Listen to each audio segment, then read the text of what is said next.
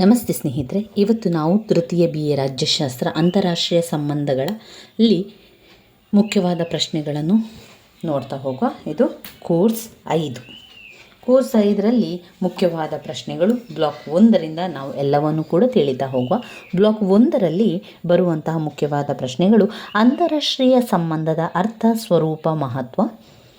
ಘಟಕ 3ರಲ್ಲಿ ರಾಷ್ಟ್ರೀಯ ಶಕ್ತಿಯ ಅರ್ಥ, ಸ್ವರೂಪ, ಪ್ರಾಮುಖ್ಯತೆ.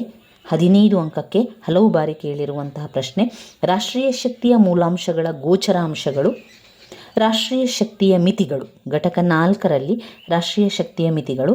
ಘಟಕ 5ರಲ್ಲಿ ವಿದೇಶಾಂಗ ನೀತಿಯ ಅರ್ಥ, ಸ್ವರೂಪ, ಮಹತ್ವ. ಆಂತರಿಕ ನೀತಿ ಮತ್ತು ವಿದೇಶಾಂಗ ನೀತಿಗಳಿಗಿರುವ ಸಂಬಂಧ, ಹಾಗೆಯೇ ವಿವಿಧ ಅಂಶಗಳು, ಏಜೆನ್ಸಿ. 5 ಅಂಕಕ್ಕೆ ಕೇಳಿದ್ದಾರೆ. ಘಟಕ 6ರಲ್ಲಿ ವಿದೇಶಾಂಗ ನೀತಿಯನ್ನು ನಿರ್ಧರಿಸುವ ಅಂಶಗಳನ್ನು 2 ಬಾರಿ 10 ಅಂಕಕ್ಕೆ ಬಂದಿರುವಂಥ ಪ್ರಶ್ನೆ ವಿದೇಶಾಂಗ ನೀತಿಯನ್ನು ನಿರ್ಧರಿಸುವ ಅಂಶಗಳು. ನಾವು ಆರಂಭದಿಂದ ಪರೀಕ್ಷಾ ತಯಾರಿಯನ್ನು ಮಾಡ್ತಾ ಹೋಗೋದ್ರಿಂದ ಎಲ್ಲವನ್ನು ಕೂಡ ನೋಡ್ತಾ ಹೋಗುವ. ಇದರಲ್ಲಿ ಮೊದಲಿಗೆ ಬರುವಂಥದ್ದು ಅಂತಾರಾಷ್ಟ್ರೀಯ ಸಂಬಂಧದ ಅರ್ಥ, ಸ್ವರೂಪ, ವ್ಯಾಪ್ತಿ ಮತ್ತು ಮಹತ್ವ. ಅಂತಾರಾಷ್ಟ್ರೀಯ ಸಂಬಂಧಗಳನ್ನು ಕೊಟ್ಟಿದ್ದಾರೆ. ಮೊದಲಿಗೆ ಅಂತಾರಾಷ್ಟ್ರೀಯ ಸಂಬಂಧದ ಅರ್ಥ ಮತ್ತು ವ್ಯಾಖ್ಯೆಗಳನ್ನು ತಿಳ್ಕೊಳ್ಳುವ. ಅಂತಾರಾಷ್ಟ್ರೀಯ ಸಂಬಂಧ ಅಂತ ಹೇಳಿದರೆ ಹೊರ ದೇಶಗಳ ಒಂದು ಸಂಬಂಧ, ವಿದೇಶಗಳ ಒಂದು ಸಂಬಂಧ ಅಂತ ಹೇಳ್ಬೋದು. ವಿಶ್ವದ ಸ್ವತಂತ್ರ ರಾಷ್ಟ್ರಗಳು ತಮ್ಮ ಹಿತಾಸಕ್ತಿ ಮತ್ತು ಬೇಡಿಕೆಗಳನ್ನು ಈಡೇರಿಸಿಕೊಳ್ಳಲು ಹೊಂದುವಂತಹ ಒಂದು ಸಂಬಂಧ, ಒಂದು ಮೈತ್ರಿ, ಒಂದು ಅಮೈತ್ರಿಯುತ ಸಂಬಂಧದ ಬಗ್ಗೆ ಅಧ್ಯಯನ ಮಾಡುವಂತಹ ಒಂದು ಶಾಸ್ತ್ರ ಇದೆಯಲ್ಲ, ಅದುವೇ ಅಂತಾರಾಷ್ಟ್ರೀಯ ಸಂಬಂಧ. ಹೊರ ದೇಶದೊಂದಿಗೆ ಹೊಂದಿರುವಂತಹ ಸಂಬಂಧ ಅಂತಾರಾಷ್ಟ್ರೀಯ ಸಂಬಂಧ ಎನ್ನುವಂಥದ್ದನ್ನು ನಾವು ತಿಳ್ಕೊಳ್ಬೋದು. ಅಂತಾರಾಷ್ಟ್ರೀಯ ಸಂಬಂಧಗಳ ಅಧ್ಯಯನ ವಿಷಯವು ಪರಿಪೂರ್ಣತೆಯಿಂದ ಕೂಡಿದ ವಿಷಯವಾಗಿರುವುದಿಲ್ಲ. ಈ ವಿಷಯ ಒಂದೇ ಸ್ವರೂಪದ ವಿಷಯವಾಗಿರದೆ ಅನೇಕ ವಿಷಯಗಳಿಂದ ಕೂಡಿದಂತಹ ಒಂದು ವಿಶೇಷ ವಿಷಯವಾಗಿರ್ತದೆ. ಇದರಲ್ಲಿ ರಾಜ್ಯಶಾಸ್ತ್ರ ಇರ್ಬೋದು, ಅರ್ಥಶಾಸ್ತ್ರ ಇರ್ಬೋದು, ಭೂಗೋಳಶಾಸ್ತ್ರ, ಕಾನೂನು, ಇತರ ವಿಷಯಗಳ ಅಂಶಗಳು ಕೂಡ ಅದರಲ್ಲಿ ದೊರಕುವಂಥದ್ದನ್ನು ಕಾಣ್ಬೋದು. ಈ ಅಂತಾರಾಷ್ಟ್ರೀಯ ಸಂಬಂಧ ಅಂತ ಬಂದಾಗ ಮೊದಲಿಗೆ ಅದರ ವ್ಯಾಖ್ಯೆಗಳನ್ನು ತಿಳ್ಕೊಳ್ಬೇಕು. ಯಾವ ರಾಜ್ಯಶಾಸ್ತ್ರಜ್ಞರು ಯಾವ ರೀತಿ ಅದನ್ನು ವ್ಯಾಖ್ಯಾನಿಸಿದ್ದಾರೆ ಎನ್ನುವಂಥದ್ದನ್ನು ತಿಳ್ಕೊಳ್ಳೋ. ಇದರಲ್ಲಿ ತುಂಬಾ ವ್ಯಾಖ್ಯೆಗಳಿದೆ. ನಿಮಗೆ ಯಾವುದು ತುಂಬಾ ಸುಲಭ ಅಂತ ಅನ್ನಿಸ್ತದೆ ಆ ವ್ಯಾಖ್ಯೆಗಳನ್ನು ಕಲ್ತ್ಕೊಳ್ಳಿ. 1-2 ವ್ಯಾಖ್ಯೆಗಳನ್ನು ನೀವು ತಿಳ್ಕೊಂಡ್ರೆ ಸಾಕು. ಫ್ರೆಡ್ರಿಕ್ ಹಾರ್ಟ್ಮನ್ ಅವರ ಪ್ರಕಾರ, ನಾನು ಆಯ್ಕೆ ಮಾಡಿಕೊಂಡಿರುವಂಥದ್ದು ಇಲ್ಲಿ ಫ್ರೆಡ್ರಿಕ್ ಹಾರ್ಟ್ಮನ್ ಅವರು ಅಂತಾರಾಷ್ಟ್ರೀಯ ಸಂಬಂಧ ಎಂಬ ಪದವು ಅತ್ಯಂತ ವ್ಯಾಪಕ ಅರ್ಥದಲ್ಲಿ ರಾಜ್ಯಗಳ ನಡುವಿನ ಎಲ್ಲ ವ್ಯವಹಾರಗಳು ಹಾಗೂ ರಾಷ್ಟ್ರೀಯ ಗಡಿಯನ್ನು ಹಾಯ್ದು ಹೋಗುವ ಜನ, ಸರಕು, ವಿಚಾರಗಳೆಲ್ಲವನ್ನು ಒಳಗೊಂಡಿರುತ್ತದೆ ಎಂದು ಫ್ರೆಡ್ರಿಕ್ ಹಾರ್ಟ್ಮನ್ ಅವರು ಹೇಳಿದ್ದಾರೆ. ಇನ್ನು ಕ್ವಿನ್ಸ್ ರೈಟ್ ಅವರ ಪ್ರಕಾರ ಅಂತಾರಾಷ್ಟ್ರೀಯ ಸಂಬಂಧಗಳನ್ನು ಬಲಯುತ ರಾಷ್ಟ್ರಗಳ ನಡುವಿನ ಸಂಬಂಧ ಎಂದು ವಿವರಿಸಿದ್ದಾರೆ. ಬಲಯುತ ರಾಷ್ಟ್ರಗಳ ಸಂಬಂಧ ಎಂದು ಅವರು ವಿವರಿಸಿದ್ದಾರೆ. ಇನ್ನು ಅದರಲ್ಲಿ ನಾವು ಅಂತಾರಾಷ್ಟ್ರೀಯ ಸಂಬಂಧದ ಸ್ವರೂಪವನ್ನು ನಾವು ನೋಡುವುದಾದರೆ, ಅಂತಾರಾಷ್ಟ್ರೀಯ ಸಂಬಂಧವು ಮಾನವ ಸ್ವಭಾವದ ಸಮಾಜ ಜೀವಿ. ಈ ಅನಿವಾರ್ಯ ಕಾರಣದಿಂದಾಗಿ ಮಾನವ ತನ್ನ ವ್ಯಕ್ತಿತ್ವದ ಬೆಳವಣಿಗೆಗಾಗಿರ್ಬೋದು, ರಾಜಕೀಯಕ್ಕೋಸ್ಕರ, ಸಾಮಾಜಿಕವಾಗಿ ಹಾಗೆ ಇತರ ಯಾವುದೇ ರೀತಿಯ ಸಂಬಂಧಗಳಲ್ಲಿ ತೊಡಗಿರುತ್ತಾನೆ. ಆತ ತನ್ನ ವ್ಯಕ್ತಿತ್ವದ ಬೆಳವಣಿಗೆಯನ್ನು, ಸಾರ್ಥಕತೆಯನ್ನು ಸಮಾಜವೆಂಬ ವ್ಯವಸ್ಥೆಯಲ್ಲಿ ಪಡೆದುಕೊಳ್ಳಲು ಸಾಧ್ಯ. ಇದೇ ವಾದವು ಆಧುನಿಕ ರಾಜ್ಯಗಳಿಗೂ ಕೂಡ ಅನ್ವಯಿಸ್ತದೆ. ಪ್ರಪಂಚದ ಯಾವುದೇ ರಾಷ್ಟ್ರವು ಸಂಪೂರ್ಣ ಸ್ವಾವಲಂಬನೆಯನ್ನು ಹೊಂದಿರುವುದಿಲ್ಲ. ಆದುದರಿಂದ ಪ್ರತಿಯೊಂದು ರಾಷ್ಟ್ರವು ತನ್ನ ಹಿತಾಸಕ್ತಿಗಳನ್ನು ರಕ್ಷಿಸಿಕೊಳ್ಳಲು ಇತರ ರಾಷ್ಟ್ರಗಳೊಂದಿಗೆ ಕೆಲವು ಸಂಬಂಧಗಳನ್ನು ಹೊಂದಿರಬೇಕಾಗುತ್ತದೆ. ಇಂತಹ ರಾಷ್ಟ್ರಗಳ ನಡುವಿನ ಸಂಬಂಧಗಳಿಂದಾಗಿ ರಾಷ್ಟ್ರವು ತನ್ನ ಹಿತಾಸಕ್ತಿಗಳನ್ನು ಸಾಧಿಸಿ ಉತ್ತಮಪಡಿಸಿಕೊಳ್ಳಲು ಸಹಾಯಕವಾಗುತ್ತದೆ.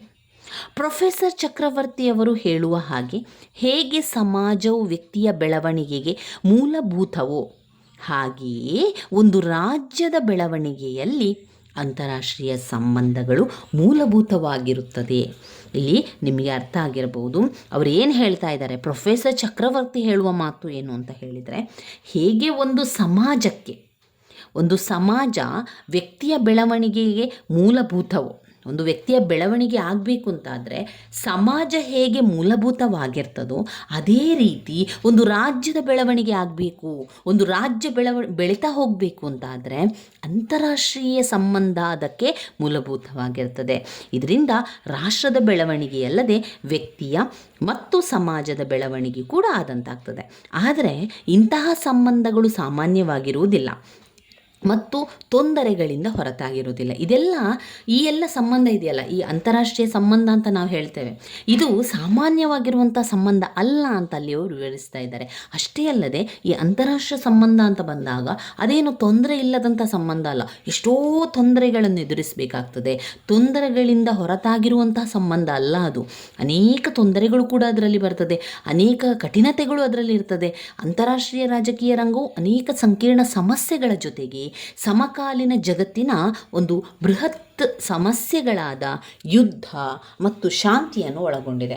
ಅಂತಾರಾಷ್ಟ್ರೀಯ ಸಂಬಂಧ ಹೇಳಿದ ತಕ್ಷಣ ಒಂದು ರಾಷ್ಟ್ರ ಇನ್ನೊಂದು ರಾಷ್ಟ್ರಕ್ಕೆ ಸಹಾಯವನ್ನು ಮಾಡುವುದರ ಜೊತೆಗೆ ಅನೇಕ ಸಮಸ್ಯೆಗಳನ್ನು ಕೂಡ ಒಂದು ರಾಷ್ಟ್ರ ಇನ್ನೊಂದು ರಾಷ್ಟ್ರದ ಜೊತೆಗೆ ಹೊಂದಿರ್ತದೆ. ಅಂದರೆ ಸಮಸ್ಯೆಗಳು ಉಂಟಾಗುವಂಥದ್ದು, ಒಂದು ರಾಷ್ಟ್ರ ಇನ್ನೊಂದು ರಾಷ್ಟ್ರದ ಜೊತೆಗೆ ಯುದ್ಧ ಮಾಡುವಂಥದ್ದು, ಶಾಂತಿಯನ್ನು ಕಾಪಾಡಿಕೊಳ್ಳುವಂಥದ್ದು, ಇದೆಲ್ಲ ವಿಚಾರಗಳನ್ನು ನಾವು ನೋಡಿದರೆ ಅಂತಾರಾಷ್ಟ್ರೀಯ ಸಂಬಂಧದ ಬಗ್ಗೆ ನಮಗೆ ಇನ್ನಷ್ಟು ಎಷ್ಟು ತಿಳ್ಕೊಳ್ಳಲಿಕ್ಕೆ ತುಂಬಾ ಇದೆ ಅಂತ ನಮಗೆ ಅನ್ನಿಸ್ತದೆ. ಅಂದರೆ ಈ ಒಂದು ಅಂತಾರಾಷ್ಟ್ರೀಯ ಸಂಬಂಧವು ರಾಷ್ಟ್ರ ನಡುವಿನ ಸಂಬಂಧಗಳ ಅಧ್ಯಯನ ಅಷ್ಟೇ ಅಲ್ಲದೆ ಅದರ ಜೊತೆಗೆ ಈ ಸಂಬಂಧ ಹೇಗೆ ಅಂತಾರಾಷ್ಟ್ರೀಯ ಸಮಾಜದ ಮೇಲೆ ಪ್ರಭಾವ ಪರಿಣಾಮ ಬೀರ್ತದೆ ಎಂಬುದನ್ನು ಕೂಡ ನಾವು ಅಧ್ಯಯನ ಮಾಡಲಿಕ್ಕಿದೆ.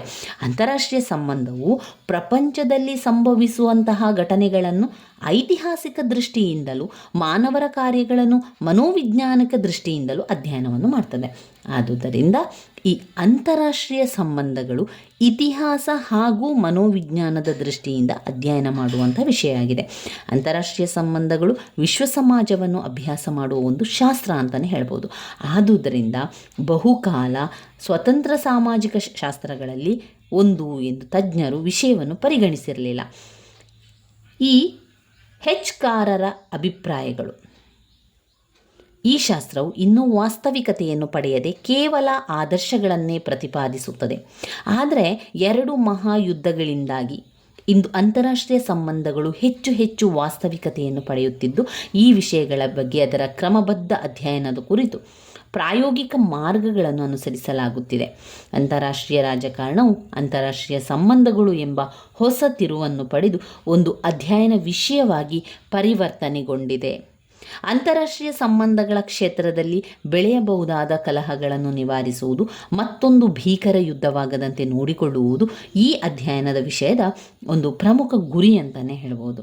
ಅಂತಾರಾಷ್ಟ್ರೀಯ ಸಂಬಂಧಗಳು ವಿಶ್ವದಲ್ಲಿ ಶಾಶ್ವತವಾದ ಶಾಂತಿ ಸ್ಥಾಪಿಸಲು ವಿಫಲವಾಗಿದೆ ಎಂದು ಟೀಕಿಸಲಾಗಿದೆ. ಅಂದರೆ ಟೀಕೆ ಮಾಡೋರು ಏನು ಹೇಳ್ತಾ ಇದ್ದಾರೆ ಅಂತ ಹೇಳಿದರೆ, ಅಂತಾರಾಷ್ಟ್ರೀಯ ಸಂಬಂಧಗಳನ್ನೆಲ್ಲ ಏನೋ ಮಾಡ್ತಾ ಇದ್ದೇವೆ, ಆದರೆ ಅಂತಾರಾಷ್ಟ್ರೀಯ ಸಂಬಂಧಗಳು ಏನು ಮಾಡ್ತದೆ, ವಿಶ್ವದಲ್ಲಿ ಶಾಶ್ವತವಾದ ಒಂದು ಶಾಂತಿಯನ್ನು ಸ್ಥಾಪಿಸಲಿಕ್ಕೆ ಅದು ವಿಫಲ ಆಗಿದೆ, ಶಾಂತಿ ಇಲ್ಲ, ಯುದ್ಧಗಳೆಲ್ಲ ಆಗ್ತಾ ಇದೆ ಎನ್ನುವಂಥದ್ದು ಟೀಕೆ.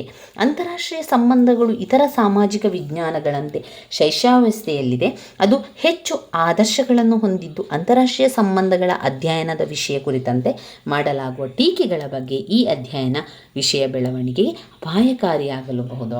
ಅಂತಾರಾಷ್ಟ್ರೀಯ ಸಂಬಂಧ ಎನ್ನುವಂಥದ್ದು ಈಗ ಚಿಕ್ಕ ಶೈಶವಾವಸ್ಥೆಯಲ್ಲಿರುವಂಥ ಒಂದು ಮಗು, ಚಿಕ್ಕ ಪುಟ್ಟ ಮಗುವಿನಂತಿದೆ. ಅದು ಇನ್ನಷ್ಟು ಬೆಳಿಬೇಕು. ಅಂತಾರಾಷ್ಟ್ರೀಯ ಸಂಬಂಧ ಎನ್ನುವಂಥದ್ದು ಬೃಹದಾಕಾರವಾಗಿ ಬೆಳೆದು ನಮ್ಮ ಸಮಸ್ಯೆಗಳನ್ನೆಲ್ಲ ಬಗೆಹರಿಸಬೇಕು, ಶಾಂತಿಯನ್ನು ಕಾಪಾಡಬೇಕು ಎನ್ನುವಂಥದ್ದೇ ಇರುವಂಥದ್ದು. ಇಲ್ಲಿ ನಾವು ಅಂತಾರಾಷ್ಟ್ರೀಯ ಸಂಬಂಧದ ವ್ಯಾಪ್ತಿಯನ್ನು ನೋಡುವುದಾದರೆ, ಅಂತಾರಾಷ್ಟ್ರೀಯ ಸಂಬಂಧದ ವ್ಯಾಪ್ತಿ ಎಲ್ಲಿಯ ತನಕ ಹಬ್ಬಿಕೊಂಡಿದೆ ಎನ್ನುವಂಥದ್ದನ್ನು ನಾವು ಸ್ವಲ್ಪ ತಿಳ್ಕೊಳ್ಬೇಕು. ಅದರಲ್ಲಿ 1 ವ್ಯವಹಾರ, 2 ವಿದೇಶಾಂಗ ನೀತಿಯ ಅಧ್ಯಯನ, 3 ರಾಯಭಾರಿಗಳ ಹಕ್ಕು ಮತ್ತು ಸೌಲಭ್ಯಗಳು, ರಾಜ್ಯಗಳ ಹಿತಾಸಕ್ತಿಗಳನ್ನು ಕಾಪಾಡಿಕೊಳ್ಳಲು ಅನೇಕ ಒಪ್ಪಂದಗಳು, ಭದ್ರತಾ ಸಮಸ್ಯೆಗಳು, ಸಂಧಾನ, ಮಧ್ಯಸ್ಥಿಕೆ, ಅಂತಾರಾಷ್ಟ್ರೀಯ ಕಾನೂನು, ಶೀತಲ ಯುದ್ಧ ಅದರ ಅಂತ್ಯದ ಪರಿಣಾಮ, ಶಸ್ತ್ರಾಸ್ತ್ರಗಳ ಪೈಪೋಟಿ, ಆರ್ಥಿಕ ಯೋಜನೆ, ವ್ಯಾಪಾರ, ಇದೆಲ್ಲವೂ ಕೂಡ ಅಂತಾರಾಷ್ಟ್ರೀಯ ಸಂಬಂಧದ ವ್ಯಾಪ್ತಿಯೊಳಗೆ ನಾವು ಬರಿತಾ ಹೋಗಬೇಕು. ಆ ವಿಚಾರವನ್ನು ನಾವು ವಿವರವಾಗಿ ತಿಳ್ಕೊಳ್ಳುವಂಥದ್ದಾದರೆ ನಾವು ಆ ಪಾಯಿಂಟ್ಸನ್ನು ವಿವರವಾಗಿ ತಿಳ್ಕೊಳ್ಳುವ. ನೀವು ಪಾಯಿಂಟ್ಸ್ ರೀತಿಯಲ್ಲಿ ಈಗ ಅಂತಾರಾಷ್ಟ್ರೀಯ ಸಂಬಂಧದ ವ್ಯಾಪ್ತಿಯನ್ನು ಬರೆಯಿರಿ ಅಂತ ಹೇಳಿದರೆ ಈ ಚಿಕ್ಕದಾದ ಪಾಯಿಂಟ್ಸ್ಗಳನ್ನೆಲ್ಲ ಬರಿತಾ ಹೋಗಬೇಕು. ಮೊದಲಿಗೆ ಅದರೊಳಗಿರುವಂಥ ಇಡೀ ಪಾಯಿಂಟ್ಸ್ನಲ್ಲಿ ಏನೆಲ್ಲ ವಿಚಾರಗಳಿದೆ ಎನ್ನುವಂಥದ್ದನ್ನು ತಿಳ್ಕೊಂಡು ನಂತರ ಆ ಪಾಯಿಂಟ್ಸನ್ನಷ್ಟೇ ಬರಿತಾ ಹೋದರೆ ಆಯಿತು. ವ್ಯವಹಾರ, ವಿದೇಶಾಂಗ ನೀತಿಯ ಅಧ್ಯಯನ, ಈ ರೀತಿಯಾಗಿ ಪಾಯಿಂಟ್ಸನ್ನು ಮಾಡಿಕೊಳ್ತಾ ನಾವು ಬರಿತಾ ಹೋಗಬೇಕು. ನಾವೀಗ ಸಂಪೂರ್ಣವಾದ ವಿವರಣೆಯನ್ನು ತಿಳ್ಕೊಳ್ಳೋಣ. ಅಂತಾರಾಷ್ಟ್ರೀಯ ವ್ಯಾಪ್ತಿಯಲ್ಲಿ ಏನೆಲ್ಲ ವಿಚಾರಗಳಿದೆ ಎನ್ನುವಂಥದ್ದನ್ನು ನೋಡ್ತಾ ಹೋಗುವ. ಅಂತಾರಾಷ್ಟ್ರೀಯ ಸಂಬಂಧಗಳು ಇತ್ತೀಚಿನ ವಿಷಯವಾಗಿರುವುದರಿಂದ ಅದರ ಅಧ್ಯಯನ ವ್ಯಾಪ್ತಿಯನ್ನು ಇನ್ನೂ ಸ್ಪಷ್ಟವಾಗಿ ಗೊತ್ತುಪಡಿಸಿಲ್ಲ ಅಂತ ಹೇಳ್ತಾ ಇದ್ದಾರೆ. ಈ ವಿಷಯದ ವ್ಯಾಪ್ತಿಯ ಬಗ್ಗೆ ಅಂತಾರಾಷ್ಟ್ರೀಯ ಚಿಂತಕರಲ್ಲಿ ಒಮ್ಮತದ ಅಭಿಪ್ರಾಯವಿಲ್ಲ. ಎಲ್ಲರಲ್ಲಿ ಕೂಡ ಒಂದೇ ರೀತಿಯ ಅಭಿಪ್ರಾಯ ಇಲ್ಲ. ನಾವು ಅಂತಾರಾಷ್ಟ್ರೀಯ ಸಂಬಂಧವನ್ನು ಮಾಡಿಕೊಳ್ಳುವುದರ ಬಗ್ಗೆ ಪ್ರತಿಯೊಬ್ಬ ಶಾಸ್ತ್ರಜ್ಞರು, ರಾಜ್ಯಶಾಸ್ತ್ರಜ್ಞರು, ಸಮಾಜಶಾಸ್ತ್ರಜ್ಞರು, ಇತಿಹಾಸ ಶಾಸ್ತ್ರಜ್ಞರು ಅವರೆಲ್ಲರನ್ನು ನಾವು ನೋಡೋದಾದರೆ ಅವರ ಎಲ್ಲರಲ್ಲಿ ಕೂಡ ಒಮ್ಮತದ ಅಭಿಪ್ರಾಯ ನಮಗೆ ಕಂಡು ಬಂದಿಲ್ಲ. ಒಬ್ಬೊಬ್ಬರ ಅಭಿಪ್ರಾಯ ಒಂದೊಂದು ರೀತಿಯಲ್ಲಿತ್ತು ಎನ್ನುವಂಥದ್ದು. ಇದರ ವ್ಯಾಪ್ತಿಯು ಕಾಲದಿಂದ ಕಾಲಕ್ಕೆ, ದೇಶದಿಂದ ದೇಶಕ್ಕೆ ನಿರಂತರವಾಗಿ ಬದಲಾವಣೆಯಾಗುತ್ತಿರುವುದೇ ಇದಕ್ಕೆ ಕಾರಣ. ಅಂತಾರಾಷ್ಟ್ರೀಯ ಸಂಬಂಧಗಳು ರಾಷ್ಟ್ರೀಯ ಗಡಿರೇಖೆಯ ಹೊರಗಿನ ಎಲ್ಲ ಸಾಮಾಜಿಕ ಸಂಬಂಧಗಳನ್ನು ಕೂಡ ಅಧ್ಯಯನ ಮಾಡುತ್ತದೆ ಅಂದರೆ ಅದರ ಅಧ್ಯಯನದ ವ್ಯಾಪ್ತಿ ಬಹಳ ವಿಶಾಲವಾಗಿದೆ ಎಂಬುದು ನಮಗೆ ಸ್ಪಷ್ಟವಾಗಿ ಗೋಚರಿಸುತ್ತದೆ. ಈ ವಿಷಯದ ಅಧ್ಯಯನದಲ್ಲಿ ಏಕರೂಪತೆ ಕಂಡುಬರುವುದಿಲ್ಲ. ಆದುದರಿಂದ ವಿಷಯಗಳನ್ನು ಕ್ರೋಢೀಕರಿಸಿ ಅವುಗಳ ವೈಜ್ಞಾನಿಕ ಅಧ್ಯಯನ ಮಾಡುವಂಥದ್ದು ಹಾಗೂ ವಿಶ್ಲೇಷಣೆ ಮಾಡುವಂತಹ ಹೊಣೆಗಾರಿಕೆಯು ಅಧ್ಯಾಪಕರು ಮತ್ತು ಸಂಶೋಧಕರದಾಗಿದೆ. ಇದರ ವ್ಯಾಪ್ತಿಯಲ್ಲಿ ಒಂದೊಂದಾಗಿ ನಾವು ನೋಡ್ತಾ ಹೋದರೆ ಅಂತಾರಾಷ್ಟ್ರೀಯ ಸಂಬಂಧಗಳ ವಿಷಯದ ಅಧ್ಯಯನ ವ್ಯಾಪ್ತಿ. ಅಂತಾರಾಷ್ಟ್ರೀಯ ಸಂಬಂಧಗಳ ಅಧ್ಯಯನವು ರಾಜ್ಯ ವ್ಯವಸ್ಥೆಯ ಉಗಮದ ಜೊತೆಯಲ್ಲಿಯೇ ಪ್ರಾರಂಭವಾಯಿತು. ರಾಷ್ಟ್ರಗಳು ಪರಸ್ಪರ ವ್ಯವಹಾರಗಳ ನಡುವೆ ಹೊಂದಿರುವ ಎಲ್ಲ ರೀತಿಯ ಸಂಬಂಧಗಳನ್ನು ಹಾಗೂ ಈ ಸಂಬಂಧಗಳ ಮೇಲೆ ಪ್ರಭಾವ ಬೀರುವ ಎಲ್ಲ ಅಂಶಗಳನ್ನು ಅಧ್ಯಯನ ಮಾಡುವ ವಿಷಯ ಅಂತಾರಾಷ್ಟ್ರೀಯ ಸಂಬಂಧಗಳ ವಿಷಯ ವ್ಯಾಪ್ತಿಯಲ್ಲಿ ಬರುತ್ತದೆ. ವಿವಿಧ ರಾಷ್ಟ್ರಗಳ ವಿದೇಶಾಂಗ ನೀತಿಯ ಅಧ್ಯಯನವು ಅಂತಾರಾಷ್ಟ್ರೀಯ ಸಂಬಂಧಗಳ ವ್ಯಾಪ್ತಿಯಲ್ಲಿ ಬರ್ತದೆ. ಯಾವುದೇ ರಾಜ್ಯದ ವಿದೇಶಾಂಗ ನೀತಿಯನ್ನು ಅರ್ಥ ಮಾಡಿಕೊಳ್ಳಬೇಕಾದರೆ ಈ ರಾಜ್ಯದ ಆಂತರಿಕ ಪರಿಸ್ಥಿತಿಯನ್ನು ಪರಿಶೀಲಿಸುವುದು ಅವಶ್ಯಕ. ಆದುದರಿಂದ ಒಂದು ರಾಜ್ಯದ ರಾಜಕೀಯ ಪರಿಸ್ಥಿತಿಯನ್ನು ಅರಿತುಕೊಳ್ಳುವುದು ಅವಶ್ಯಕ. ರಾಷ್ಟ್ರಬಲ ಅಥವಾ ಶಕ್ತಿ ಅದನ್ನು ರೂಪಿಸುವ ಅಂಶಗಳ ಅಧ್ಯಯನವನ್ನು ಅಂತಾರಾಷ್ಟ್ರೀಯ ಸಂಬಂಧವು ಒಳಗೊಂಡಿದೆ.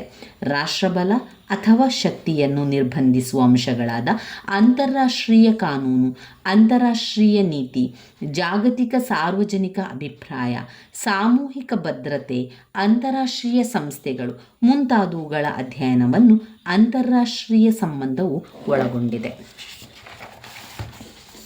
ಮೂರನೇ ಪಾಯಿಂಟ್ನಲ್ಲಿ ನಾವು ನೋಡುವುದಾದರೆ ಪ್ರಪಂಚದ ಸ್ವತಂತ್ರ ತಮ್ಮ ಪರಸ್ಪರ ಸಂಬಂಧಗಳನ್ನು ವಿದೇಶಾಂಗ ನೀತಿಯ ಮೂಲಕ ಹೊಂದಿರುತ್ತದೆ. ವಿದೇಶಾಂಗ ನೀತಿಯನ್ನು ನಿರ್ಧರಿಸುವ ಅಂಶಗಳು, ವಿದೇಶಾಂಗ ನೀತಿಯನ್ನು ರಚಿಸುವುದು, ರಾಯಭಾರಿಗಳ ಹಕ್ಕು ಮತ್ತು ಸೌಲಭ್ಯಗಳು ಇತ್ಯಾದಿ ಅಂತಾರಾಷ್ಟ್ರೀಯ ಸಂಬಂಧಗಳ ಅಧ್ಯಯನದ ವ್ಯಾಪ್ತಿಯಲ್ಲಿ ಬರ್ತದೆ. ನೋಡಿ, ಈ ಪಾಯಿಂಟ್ಸ್ಗಳಲ್ಲಿ ಸಂಪೂರ್ಣವಾದ ಇಡೀ ಪಾಯಿಂಟ್ಸನ್ನು ನಾವು ಕಲಿಬೇಕಂತ ಇಲ್ಲ. ಯಾವುದಾದ್ರೂ ಒಂದು ಸಣ್ಣದಾದ ಪಾಯಿಂಟ್ಸನ್ನು ಆಯ್ಕೆ ಮಾಡಿಕೊಂಡು ಅದಕ್ಕೆ ನಾವು ವಿವರಣೆಯನ್ನು ಕೊಡ್ತಾ ಹೋದ್ರಾಯಿತು. ಈಗ ಉದಾಹರಣೆಗೆ ಮೂರನೇ ಪಾಯಿಂಟ್ನಲ್ಲಿ ರಾಯಭಾರಿಗಳ ಹಕ್ಕು ಮತ್ತು ಸೌಲಭ್ಯಗಳು ಎನ್ನುವಂಥ ಪಾಯಿಂಟ್ಸನ್ನು ತಗೊಂಡು ನೀವು ಅದಕ್ಕೆ ಸಂಬಂಧಪಟ್ಟಂತೆ ವಿವರಿಸ್ತಾ ಹೋದ್ರಾಯಿತು. ಈಗ ಆರಂಭದಲ್ಲಿ ಅಂತಾರಾಷ್ಟ್ರೀಯ ಸಂಬಂಧಗಳ ವ್ಯಾಪ್ತಿ ಅಂತ ಬಂದಾಗ ಒಂದು ವ್ಯವಹಾರ ಅಂತ ತಗೊಳ್ಳೋ. ವ್ಯವಹಾರ ಅಂತ ಬಂದಾಗ ನಾವು ಯಾವ ರೀತಿ ಬರಿಬೇಕು?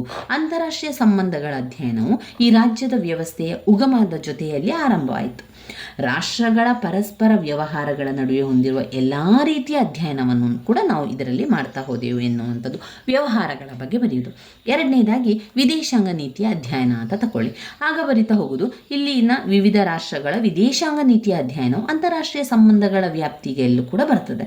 ಇದು ವಿದೇಶಾಂಗ ನೀತಿಯನ್ನು ಅರ್ಥ ಮಾಡಿಕೊಳ್ಳುವಂಥದ್ದು, ಅದರ ಪರಿಶೀಲನೆ ಮಾಡುವಂಥದ್ದು, ಅದನ್ನು ಅರಿತುಕೊಳ್ಳುವಂಥದ್ದು, ಅದರ ರಾಷ್ಟ್ರಬಲ ಶಕ್ತಿ, ಅದನ್ನು ರೂಪಿಸುವ ಅಂಶಗಳ ಅಧ್ಯಯನ ಅಂತ. ಇದೆಲ್ಲ ಈ ರೀತಿಯಾಗಿ ನಾವು ವಿವರಿಸ್ತಾ ಇರುವಂಥದ್ದು ಹೋಗುವಂಥದ್ದು. ಒಂದು ಪಾಯಿಂಟ್ಸನ್ನು ತಗೊಳ್ಳಿ, ನಿಮಗೆ ಅದರಲ್ಲಿ ಯಾವುದು ತುಂಬಾ ಅರ್ಥಪೂರ್ಣವಾಗಿದೆ ಅಂತ ನೋಡಿಕೊಂಡು ಆ ಪಾಯಿಂಟ್ಸನ್ನು ಆಯ್ಕೆ ಮಾಡಿಕೊಂಡು ಆ ಪಾಯಿಂಟ್ಸನ್ನೇ ಬರಿತಾ ಹೋಗುವಂಥದ್ದು. ನಂತರ ಅದಕ್ಕೆ ನಾವು ವಿವರಣೆಯನ್ನು ಬರೆದ್ರೆ ಆಯಿತು. 4ನೇ ಪಾಯಿಂಟ್ನಲ್ಲಿ ರಾಜ್ಯಗಳು ತಮ್ಮ ವಿವಿಧ ಹಿತಾಸಕ್ತಿಗಳನ್ನು ಕಾಪಾಡಿಕೊಳ್ಳಲು ಅನೇಕ ಒಪ್ಪಂದಗಳನ್ನು, ಭದ್ರತಾ ವ್ಯವಸ್ಥೆಗಳನ್ನು, ದ್ವಿಪಕ್ಷೀಯ ಹಾಗೂ ಬಹುಪಕ್ಷೀಯ ಭದ್ರತಾ ವ್ಯವಸ್ಥೆಗಳು, ದ್ವಿಪಕ್ಷೀಯ ಹಾಗೂ ಬಹುಪಕ್ಷೀಯ ಭದ್ರತಾ ವ್ಯವಸ್ಥೆಗಳು, ಪ್ರಾದೇಶಿಕ ಸಂಸ್ಥೆಗಳು, ಆಯೋಗಗಳು, ಸಮಿತಿಗಳನ್ನು ಇತ್ಯಾದಿ ರಚಿಸಿಕೊಂಡಿದೆ. 5ನೇ ಪಾಯಿಂಟ್, ಯುದ್ಧ ಮತ್ತು ಶಾಂತಿ ಅಂತಾರಾಷ್ಟ್ರೀಯ ಸಂಬಂಧಗಳ ಪ್ರಮುಖ ಅಧ್ಯಯನದ ಪ್ರಮುಖ ವಿಷಯವಾಗಿದೆ. ವಿಶ್ವಸಂಸ್ಥೆ ಪ್ರಪಂಚದಲ್ಲಿ ಯುದ್ಧವನ್ನು ತಡೆಗಟ್ಟಿ ವಿಶ್ವಶಾಂತಿಯನ್ನು ಕಾಪಾಡಲು ಪ್ರಯತ್ನಿಸಿದನು. ಯುದ್ಧವನ್ನು ಸಂಪೂರ್ಣವಾಗಿ ತಡೆಗಟ್ಟಲು ಸಾಧ್ಯವಾಗಿಲ್ಲ. ಆದುದರಿಂದ ವಿಶ್ವದ ಜನರು ಯುದ್ಧದ ಪರಿಣಾಮಗಳು, ಯುದ್ಧವನ್ನು ತಡೆಗಟ್ಟುವ ವಿಧಾನಗಳನ್ನು ಅರಿತು ವಿಶ್ವಸಂಸ್ಥೆಗೆ ಬೆಂಬಲ ನೀಡುವ ಅಗತ್ಯವಿದೆ. ಈ ಎಲ್ಲ ವಿಷಯಗಳ ಅಧ್ಯಯನವು ಅಂತಾರಾಷ್ಟ್ರೀಯ ಸಂಬಂಧಗಳ ಅಧ್ಯಯನ ವಿಷಯ ವ್ಯಾಪ್ತಿಯಲ್ಲಿ ಬರುತ್ತದೆ. 6ನೇ ಪಾಯಿಂಟ್ನಲ್ಲಿ ನಾವು ನೋಡಿದರೆ ಸಂಧಾನ, ಮಧ್ಯಸ್ಥಿಕೆ, ನ್ಯಾಯಾಂಗ ತೀರ್ಮಾನಗಳಾಗಿವೆ. ವಿಶ್ವದ ಎಲ್ಲ ರಾಷ್ಟ್ರಗಳು ತಮ್ಮ ಹಿತಾಸಕ್ತಿಗಳನ್ನು ಪೂರೈಸಿಕೊಳ್ಳಲು ಪರಸ್ಪರ ಸಂಬಂಧಗಳನ್ನು ಹೊಂದಿರುತ್ತದೆ. ಕೆಲವು ಸಾರಿ ಇಂತಹ ಸಂಬಂಧಗಳು ವಿವಾದಗಳ ಸೃಷ್ಟಿಗೆ ಕಾರಣವಾಗಿ ಯುದ್ಧಕ್ಕೆ ನಾಂದಿಯಾಗಬಹುದು. ಇಂತಹ ಕಲಹಗಳನ್ನು ಶಾಂತಿಯುತವಾಗಿ ಬಗೆಹರಿಸಿಕೊಳ್ಳಲು ಕೆಲವು ಉಪಾಯಗಳನ್ನು ಕೂಡ ಕಂಡುಹಿಡಿಯಬೇಕಾಗಿದೆ. ಅಂತಹವುಗಳಲ್ಲಿ ಪ್ರಮುಖವಾದುದು ಸಂಧಾನ ಮಾಡುವಂಥದ್ದು, ಮಧ್ಯಸ್ಥಿಕೆ ಮಾಡುವಂಥದ್ದು, ನ್ಯಾಯಾಂಗ ತೀರ್ಮಾನಗಳಾಗಿದೆ. ಇವುಗಳ ಸಹಾಯದಿಂದ ಕಲಹಗಳನ್ನು ಶಾಂತಿಯುತವಾಗಿ ನಿವಾರಿಸಿಕೊಳ್ಳುವ ವಿಧಾನದ ಅಧ್ಯಯನವನ್ನು ಅಂತಾರಾಷ್ಟ್ರೀಯ ಸಂಬಂಧಗಳು ಒಳಗೊಂಡಿದೆ. 7ನೇ ಪಾಯಿಂಟ್ನಲ್ಲಿ ಅಂತಾರಾಷ್ಟ್ರೀಯ ಕಾನೂನು, ರಾಜ್ಯಗಳ ಸಂಬಂಧಗಳು ಮತ್ತು ಅವುಗಳ ನಡವಳಿಕೆಗಳ ನಿಯಂತ್ರಿಸುವಂತಹ ಅಂತಾರಾಷ್ಟ್ರೀಯ ಕಾನೂನು ವಿಶ್ವ ರಾಜಕೀಯ ಸ್ವರೂಪವನ್ನು ನಿಯಂತ್ರಿಸುವ ಸಾಧನವಾಗಿರುವ ಶಕ್ತಿ ಸಮತೋಲನವನ್ನು ಕಾಪಾಡುವ ವಿಧಾನಗಳು, ಸಮಕಾಲೀನ ಪರಿಸ್ಥಿತಿಯಲ್ಲಿ ಶಕ್ತಿ ಸಮತೋಲನದ ಪ್ರಾಮುಖ್ಯತೆ ಮತ್ತು ಅದರ ಸಮಂಜಸತೆಯ ಅಧ್ಯಯನವು ಅಂತಾರಾಷ್ಟ್ರೀಯ ಸಂಬಂಧಗಳ ಅಧ್ಯಯನ ವ್ಯಾಪ್ತಿಯಲ್ಲಿ ಬರುತ್ತದೆ. ಪ್ರಚಾರ ಅಂತಾರಾಷ್ಟ್ರೀಯ ಸಂಬಂಧಗಳ ಅಧ್ಯಯನದಲ್ಲಿ ಒಂದು ಪ್ರಮುಖ ಅಂಶವಾಗಿದೆ. ಪ್ರಚಾರ ತಂತ್ರಗಳು, ಅಂತಾರಾಷ್ಟ್ರೀಯ ರಾಜಕಾರಣ ಮತ್ತು ಸಂಬಂಧಗಳ ಮೇಲೆ ಅದರ ಪ್ರಭಾವ, ಶೀತಲ ಯುದ್ಧ, ಅದರ ಅತ್ಯಂತ ಪರಿಣಾಮಗಳು ಇತ್ಯಾದಿಗಳ ಅಧ್ಯಯನವು ಅಂತಾರಾಷ್ಟ್ರೀಯ ಸಂಬಂಧಗಳ ವ್ಯಾಪ್ತಿಯಲ್ಲಿ ಬರುತ್ತದೆ. ಶಸ್ತ್ರಾಸ್ತ್ರಗಳ ಪೈಪೋಟಿ, ನಿಶಸ್ತ್ರೀಕರಣ, ನ್ಯೂಕ್ಲಿಯರ್ ಶಸ್ತ್ರಾಸ್ತ್ರಗಳಿಂದ ಉಂಟಾಗುವ ಜಾಗತಿಕ ಪರಿಣಾಮಗಳು, ಆಲಿಪ್ತ ಚಳುವಳಿಯ ಸಾಧನೆಗಳು ಮತ್ತು ಅದರ ಪ್ರಸ್ತುತತೆಯ ಅಧ್ಯಯನ ಅಂತಾರಾಷ್ಟ್ರೀಯ ಸಂಬಂಧಗಳ ವ್ಯಾಪ್ತಿಯಲ್ಲಿ ಬರುತ್ತದೆ. ಇನ್ನು 10ನೇ ಪಾಯಿಂಟ್ಸ್ನಲ್ಲಿ ನಾವು ನೋಡೋದಾದರೆ ಆರ್ಥಿಕ ಯೋಜನೆಗಳಿರ್ಬೋದು, ವ್ಯಾಪಾರಗಳಿರ್ಬೋದು, ವಿಶ್ವ ಬ್ಯಾಂಕ್, ವ್ಯಾಪಾರಗಳ ಮೇಲಿನ ತೆರಿಗೆ, ರಾಷ್ಟ್ರಗಳ ನಡುವಿನ ನೆರವು, ಅವುಗಳ ನಡುವಿನ ವೈಷಮ್ಯ, ಜನಸಂಖ್ಯೆಯ ಸಮಸ್ಯೆ ಮುಂತಾದ ವಿಷಯಗಳನ್ನು ಅಂತಾರಾಷ್ಟ್ರೀಯ ಸಂಬಂಧದ ಅಧ್ಯಯನದ ವ್ಯಾಪ್ತಿಯಲ್ಲಿ ಸೇರಿಸಿದೆ. ಹೀಗಾಗಿ ಬದಲಾಗುತ್ತಿರುವ ಮತ್ತು ವಿಸ್ತಾರವಾಗುತ್ತಿರುವ ವಿಶ್ವದ ರಾಷ್ಟ್ರಗಳ ನಡುವಿನ ಸಂಬಂಧಗಳು ಇದರ ಅಧ್ಯಯನ ವಸ್ತುವಾಗಿರುವುದರಿಂದ ಅಂತಾರಾಷ್ಟ್ರೀಯ ಸಂಬಂಧಗಳ ವ್ಯಾಪ್ತಿಯಲ್ಲಿ ಬರುವಂತಹ ವಿಷಯಗಳು ಇಂತಿಷ್ಟು ಎಂದು ನಿಖರವಾಗಿ ಹೇಳಲಿಕ್ಕೆ ಸಾಧ್ಯ ಇಲ್ಲ. ಯಾವುದಾದ್ರೂ ಕೂಡ ನಾವು ಅಂತಾರಾಷ್ಟ್ರೀಯ ಸಂಬಂಧದ ಬಗ್ಗೆ ಕಲಿತಾ ಇದ್ದೇವೆ ಅಂತ ಹೇಳಿದರೆ ಇಂತಿಷ್ಟು ಅಂತ ಹೇಳಲಿಕ್ಕೆ ಸಾಧ್ಯ ಇಲ್ಲ. ಅದು ಎಷ್ಟೋ ವಿಚಾರಗಳನ್ನು ಒಳಗೊಳ್ಳುವ ಕಾರಣ ಅದು ಅಂತಾರಾಷ್ಟ್ರೀಯ ಸಂಬಂಧಗಳ ಮೇಲೆ ಪ್ರಭಾವ ಬೀರುವ ಎಲ್ಲ ವಿಷಯಗಳು ಇದರ ವ್ಯಾಪ್ತಿಗೆ ಬರುತ್ತದೆ ಎಂದು ಹೇಳ್ಬೋದು. ಇನ್ನು ನಾವು ಓದಬೇಕಾಗಿರುವಂಥ ವಿಚಾರ ಅಂತಾರಾಷ್ಟ್ರೀಯ ಸಂಬಂಧಗಳ ಪ್ರಾಮುಖ್ಯತೆ ಅಥವಾ ಮಹತ್ವ. ವೆರಿ ವೆರಿ ಇಂಪಾರ್ಟೆಂಟ್ ಆಗಿರುವಂತಹ ಪ್ರಶ್ನೆ. ಹಲವು ಬಾರಿ 15 ಅಂಕಕ್ಕೆ 5 ಅಂಕಕ್ಕೆ ಕೇಳಿರುವಂತಹ ಪ್ರಶ್ನೆ ಅಂತಾರಾಷ್ಟ್ರೀಯ ಸಂಬಂಧಗಳ ಪ್ರಾಮುಖ್ಯತೆ ಅಥವಾ ಮಹತ್ವ. ಇದರಲ್ಲಿ ಕೂಡ ಅವರೇನು ಮಾಡಿದ್ದಾರೆ, ಪಾಯಿಂಟ್ಸನ್ನು ಕೊಡಬೇಕಾದ್ರೆ ಸ್ವಲ್ಪ ದೊಡ್ಡದಾದ ಪಾಯಿಂಟ್ಸನ್ನೇ ಕೊಟ್ಟಿದ್ದಾರೆ. ನಾವು ಅದರಲ್ಲಿ ಪಾಯಿಂಟ್ಸನ್ನು ಚಿಕ್ಕದಾಗಿ ಮಾಡಿಕೊಳ್ಳುವಂಥ ತಯಾರಿಯನ್ನು ಮಾಡಿಕೊಳ್ಬೇಕು.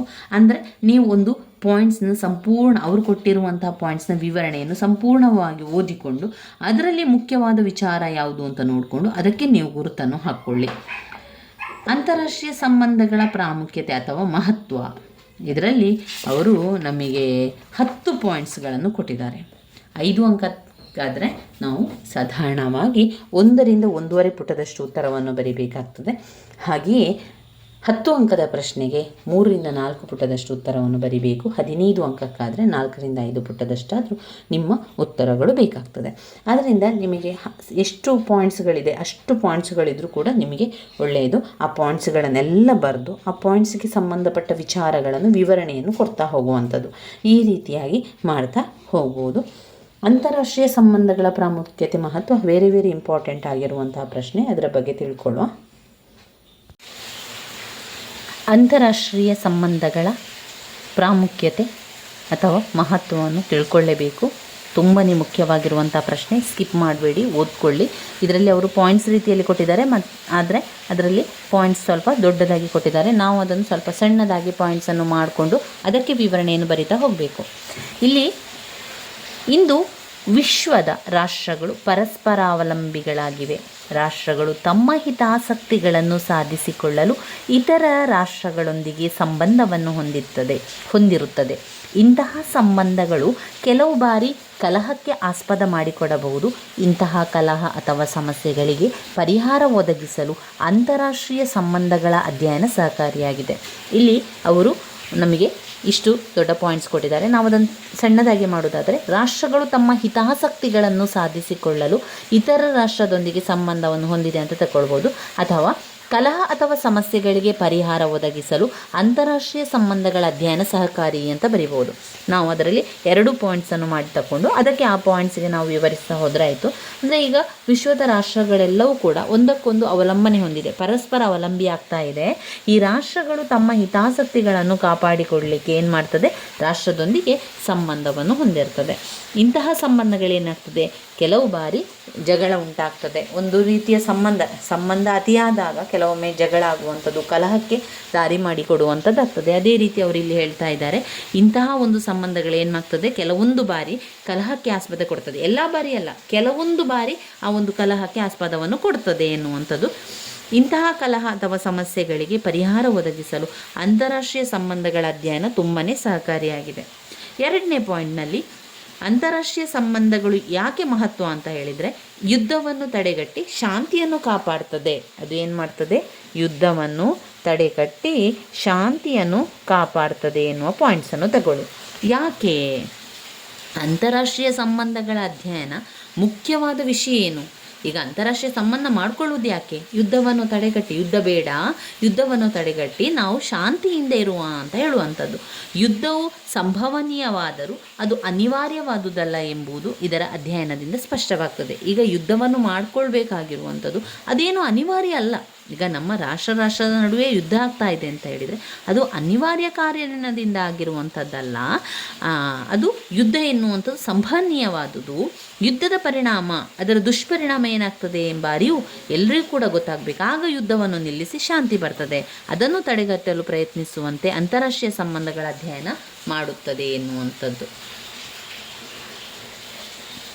ಇನ್ನು 3ನೇ ಪಾಯಿಂಟಲ್ಲಿ ವಿಶ್ವ ಸಹಕಾರ ಮತ್ತು ಅಭಿವೃದ್ಧಿಯನ್ನು ಸಾಧಿಸುವುದು.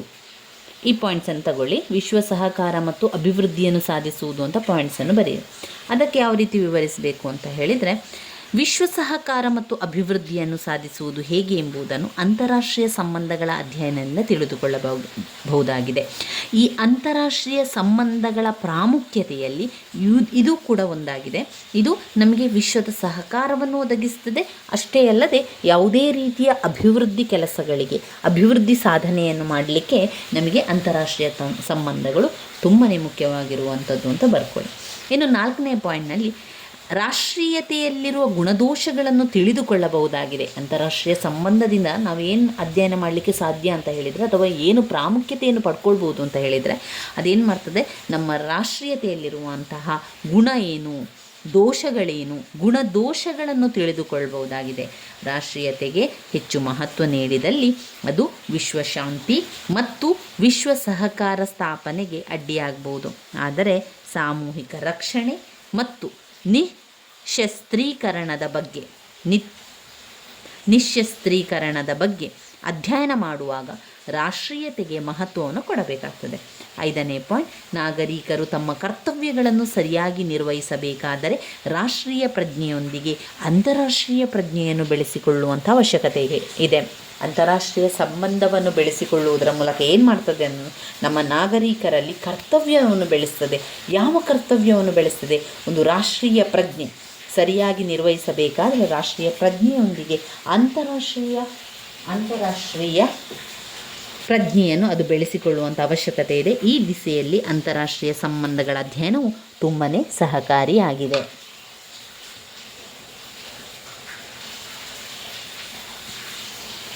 ಇನ್ನು 6ನೇ ಪಾಯಿಂಟ್, ಅಂತಾರಾಷ್ಟ್ರೀಯ ಸಂಬಂಧಗಳ ಅಧ್ಯಯನದಿಂದ ಸಾಂಪ್ರದಾಯಿಕ ಪರಮಾಧಿಕಾರದ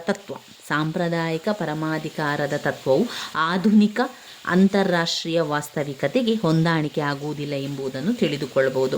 ಅದಕ್ಕೆ ಮಾರ್ಪಾಡುಗಳನ್ನು ಮಾಡಿದಲ್ಲಿ ಮಾತ್ರ ಅದು ಹೊಂದಾಣಿಕೆಯನ್ನು ಮಾಡಬಹುದಾಗಿದೆ. ಇನ್ನು 7ನೇ ಪಾಯಿಂಟ್ನಲ್ಲಿ ವಿಜ್ಞಾನ ಮತ್ತು ತಾಂತ್ರಿಕ ಕ್ಷೇತ್ರದಲ್ಲಾಗಿರುವ ಮಹತ್ತರ ಅಭಿವೃದ್ಧಿಗೆ ಅನುಗುಣವಾಗಿ ಮಾನವರ ಮನೋವೃತ್ತಿಯನ್ನು ಬದಲಿಸುವುದು ಅತ್ಯವಶ್ಯಕ. ವಿಜ್ಞಾನ ಮತ್ತು ತಾಂತ್ರಿಕ ಕ್ಷೇತ್ರದಲ್ಲಾಗಿರುವ ಮಹತ್ತರ ಅಭಿವೃದ್ಧಿಗೆ ಅನುಗುಣವಾಗಿ ಮಾನವರ ಮನೋವೃತ್ತಿಯನ್ನು ಬದಲಿಸುವುದು ಅತ್ಯವಶ್ಯಕ. ವಿಶ್ವದ ಜನರು ವಿಜ್ಞಾನ ಮತ್ತು ತಾಂತ್ರಿಕತೆಯ ಸಹಾಯವನ್ನು ಪಡೆದು ತಮ್ಮ ಸಮಸ್ಯೆಗಳನ್ನು ಆಳವಾಗಿ ಅರ್ಥ ಮಾಡಿಕೊಂಡು ಶಾಂತಿಯುತವಾಗಿ ಜೀವಿಸಲು ಅಂತಾರಾಷ್ಟ್ರೀಯ ಸಂಬಂಧಗಳು ಸಹಾಯವನ್ನು ಮಾಡ್ತದೆ. ಜನರು ವಿಜ್ಞಾನ ಮತ್ತು ತಾಂತ್ರಿಕತೆಯ ಸಹಾಯವನ್ನು ಪಡೆದು ತಮ್ಮ ಸಮಸ್ಯೆಗಳನ್ನು ಆಳವಾಗಿ ಅರ್ಥ ಮಾಡಿಕೊಂಡು ಶಾಂತಿಯುತವಾಗಿ ಜೀವಿಸಲು ಅಂತಾರಾಷ್ಟ್ರೀಯ ಸಂಬಂಧಗಳು ಸಹಾಯ ಮಾಡ್ತದೆ. 1954ರಲ್ಲಿ ಪ್ರಕಟಗೊಂಡ ಯುನೆಸ್ಕೋ ಒಂದು ವರದಿಯಲ್ಲಿ ಅಂತಾರಾಷ್ಟ್ರೀಯ ಸಂಬಂಧಗಳ ಮಹತ್ವವನ್ನು ವಿವರಿಸಲಾಗಿದೆ. ಈ ರೀತಿಯಾಗಿ ವಿವರಿಸ್ತಾ ಇದ್ದಾರೆ. ಇತರ ಸಮಾಜಶಾಸ್ತ್ರಗಳನ್ನು ಯಾವ ಉದ್ದೇಶಗಳಿಂದ ಅಭ್ಯಾಸ ಮಾಡಲಾಗುತ್ತಿದೆಯೋ ಅದೇ ಉದ್ದೇಶದಿಂದ ಅಂತಾರಾಷ್ಟ್ರೀಯ ಸಂಬಂಧಗಳನ್ನು ಅಧ್ಯಯನ ಮಾಡಬೇಕಾಗಿದೆ. ವಿಶ್ವ ವ್ಯವಹಾರಗಳನ್ನು ವಿಶ್ವದ ಜನರ ಉತ್ತಮ ರೀತಿಯಿಂದ ಅರಿತುಕೊಂಡಷ್ಟು ವಿಶ್ವಕ್ಕೆ ಒಳ್ಳೆಯದಾಗುತ್ತದೆ ಎಂಬ ನಂಬಿಕೆ ಹುಟ್ಟಿಸುವ ಅಂತಾರಾಷ್ಟ್ರೀಯ ಸಂಬಂಧಗಳ ಅಧ್ಯಯನವು ಬಹಳ ಮಹತ್ವ ಪಡೆದಿದೆ. ಇದು ಮತ್ತೊಮ್ಮೆ ತಿಳ್ಕೊಳ್ಳಿ. ಯುನೆಸ್ಕೋದ ಒಂದು ವರದಿಯಲ್ಲಿ ಏನು ಹೇಳ್ತದೆ ಅಂತ ಹೇಳಿದರೆ, ಅಂತಾರಾಷ್ಟ್ರೀಯ ಸಂಬಂಧದ ಮಹತ್ವ ಈ ರೀತಿಯಾಗಿದೆ ಅಂತ ಅವರು ಹೇಳ್ತಾ ಇದ್ದಾರೆ. ಯಾವ ರೀತಿ ಅಂತ ಹೇಳಿದರೆ, ಈಗ ಬೇರೆಯಾದಂತಹ ಒಂದು ಸಮಾಜಶಾಸ್ತ್ರಗಳನ್ನು ಯಾವ ಉದ್ದೇಶದಿಂದ, ಈಗ ಒಂದು ಸಮಾಜಶಾಸ್ತ್ರ ಎನ್ನುವಂಥ ವಿಷಯವನ್ನು ನಾವು ಬೇರೆ ಒಂದು ಉದ್ದೇಶದಿಂದ ಅಭ್ಯಾಸ ಮಾಡಲಾಗುತ್ತಿದೆಯೋ, ಸಮಾಜಶಾಸ್ತ್ರ ಎನ್ನುವಂಥದ್ದನ್ನು ಯಾವ ಉದ್ದೇಶದಿಂದ ನಾವು ಅಧ್ಯಯನವನ್ನು ಮಾಡ್ತಾ ಇದ್ದೇವೋ ಅದೇ ಉದ್ದೇಶದಿಂದ ನಮ್ಮ ಈ ಅಂತಾರಾಷ್ಟ್ರೀಯ ಸಂಬಂಧದ ಅಧ್ಯಯನವನ್ನು ಕೂಡ ಮಾಡಬೇಕಾಗಿದೆ. ಇದೇನು ಮಾಡ್ತದೆ?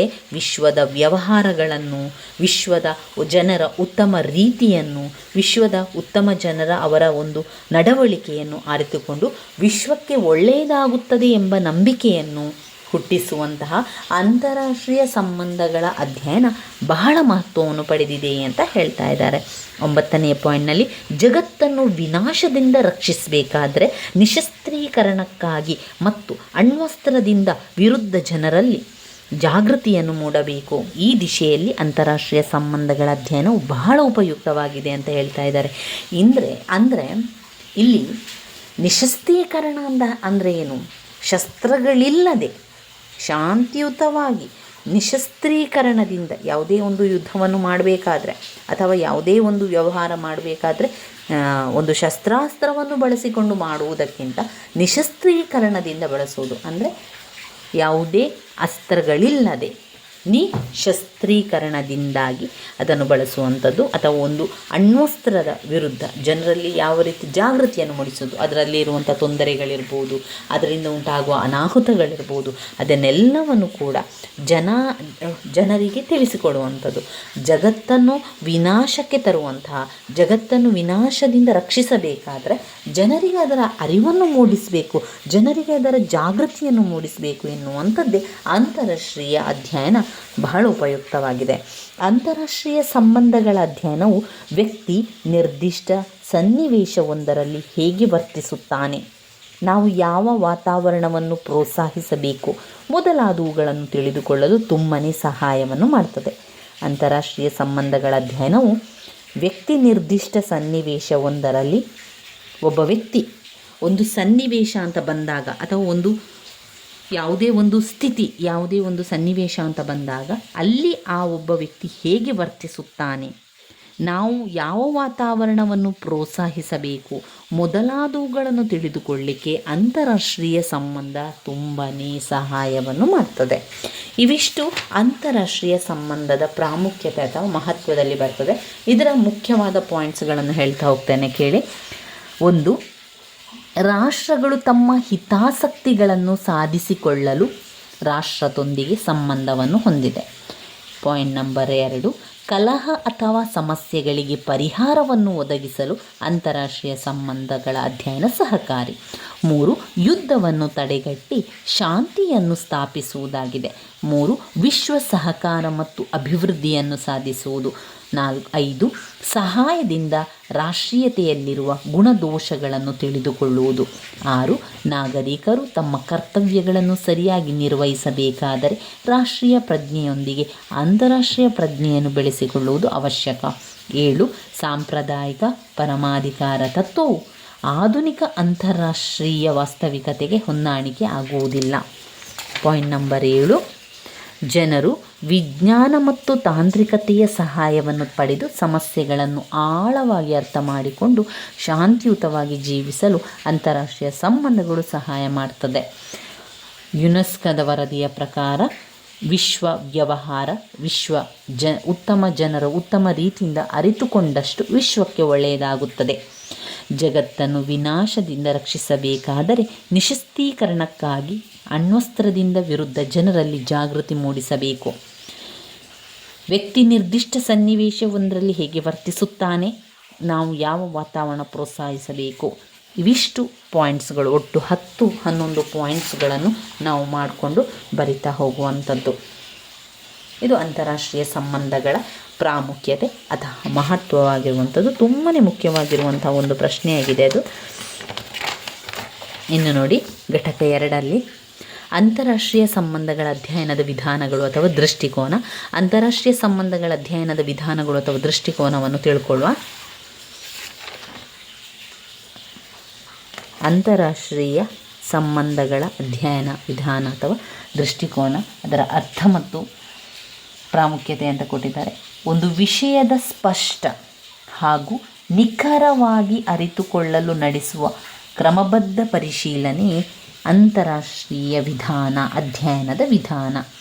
ಒಂದು ವಿಷಯದ ಸ್ಪಷ್ಟ ಹಾಗೂ ನಿಖರವಾಗಿ ಅರಿತುಕೊಳ್ಳಲು ನಡೆಸುವ ಕ್ರಮಬದ್ಧ ಪರಿಶೀಲನೆ ವಿಧಾನ ಪದ್ಧತಿ ಅಥವಾ ದೃಷ್ಟಿಕೋನ ಅಂತ ಕರೀತೇವೆ. ಗೊತ್ತಾಯಿತಾ? ಅಂತಾರಾಷ್ಟ್ರೀಯ ಸಂಬಂಧಗಳ ಅಧ್ಯಯನದ ವಿಧಾನ ಅಂತ ಹೇಳಿದರೆ ಒಂದು ವಿಷಯವನ್ನು ಸ್ಪಷ್ಟವಾಗಿ ಕಲಿಯುವಂಥದ್ದು, ನಿಖರವಾಗಿ ಕಲಿತುಕೊಳ್ಳುವಂಥದ್ದು, ಕ್ರಮಬದ್ಧವಾಗಿ, ಸ್ಪಷ್ಟವಾಗಿ, ನಿಖರವಾಗಿ, ಕ್ರಮಬದ್ಧವಾಗಿ ಪರಿಶೀಲನೆ ಮಾಡುವಂತಹ ವಿಧಾನ ಇದೆಯಲ್ಲ, ಅದನ್ನು ಅಂತಾರಾಷ್ಟ್ರೀಯ ಸಂಬಂಧಗಳ ಅಧ್ಯಯನದ ವಿಧಾನ ಅಂತ ಕರಿತೇವೆ ಅಂತ ಅವರು ಇಲ್ಲಿ ನಮಗೆ ತಿಳಿಸ್ಕೊಡುವಂಥದ್ದು.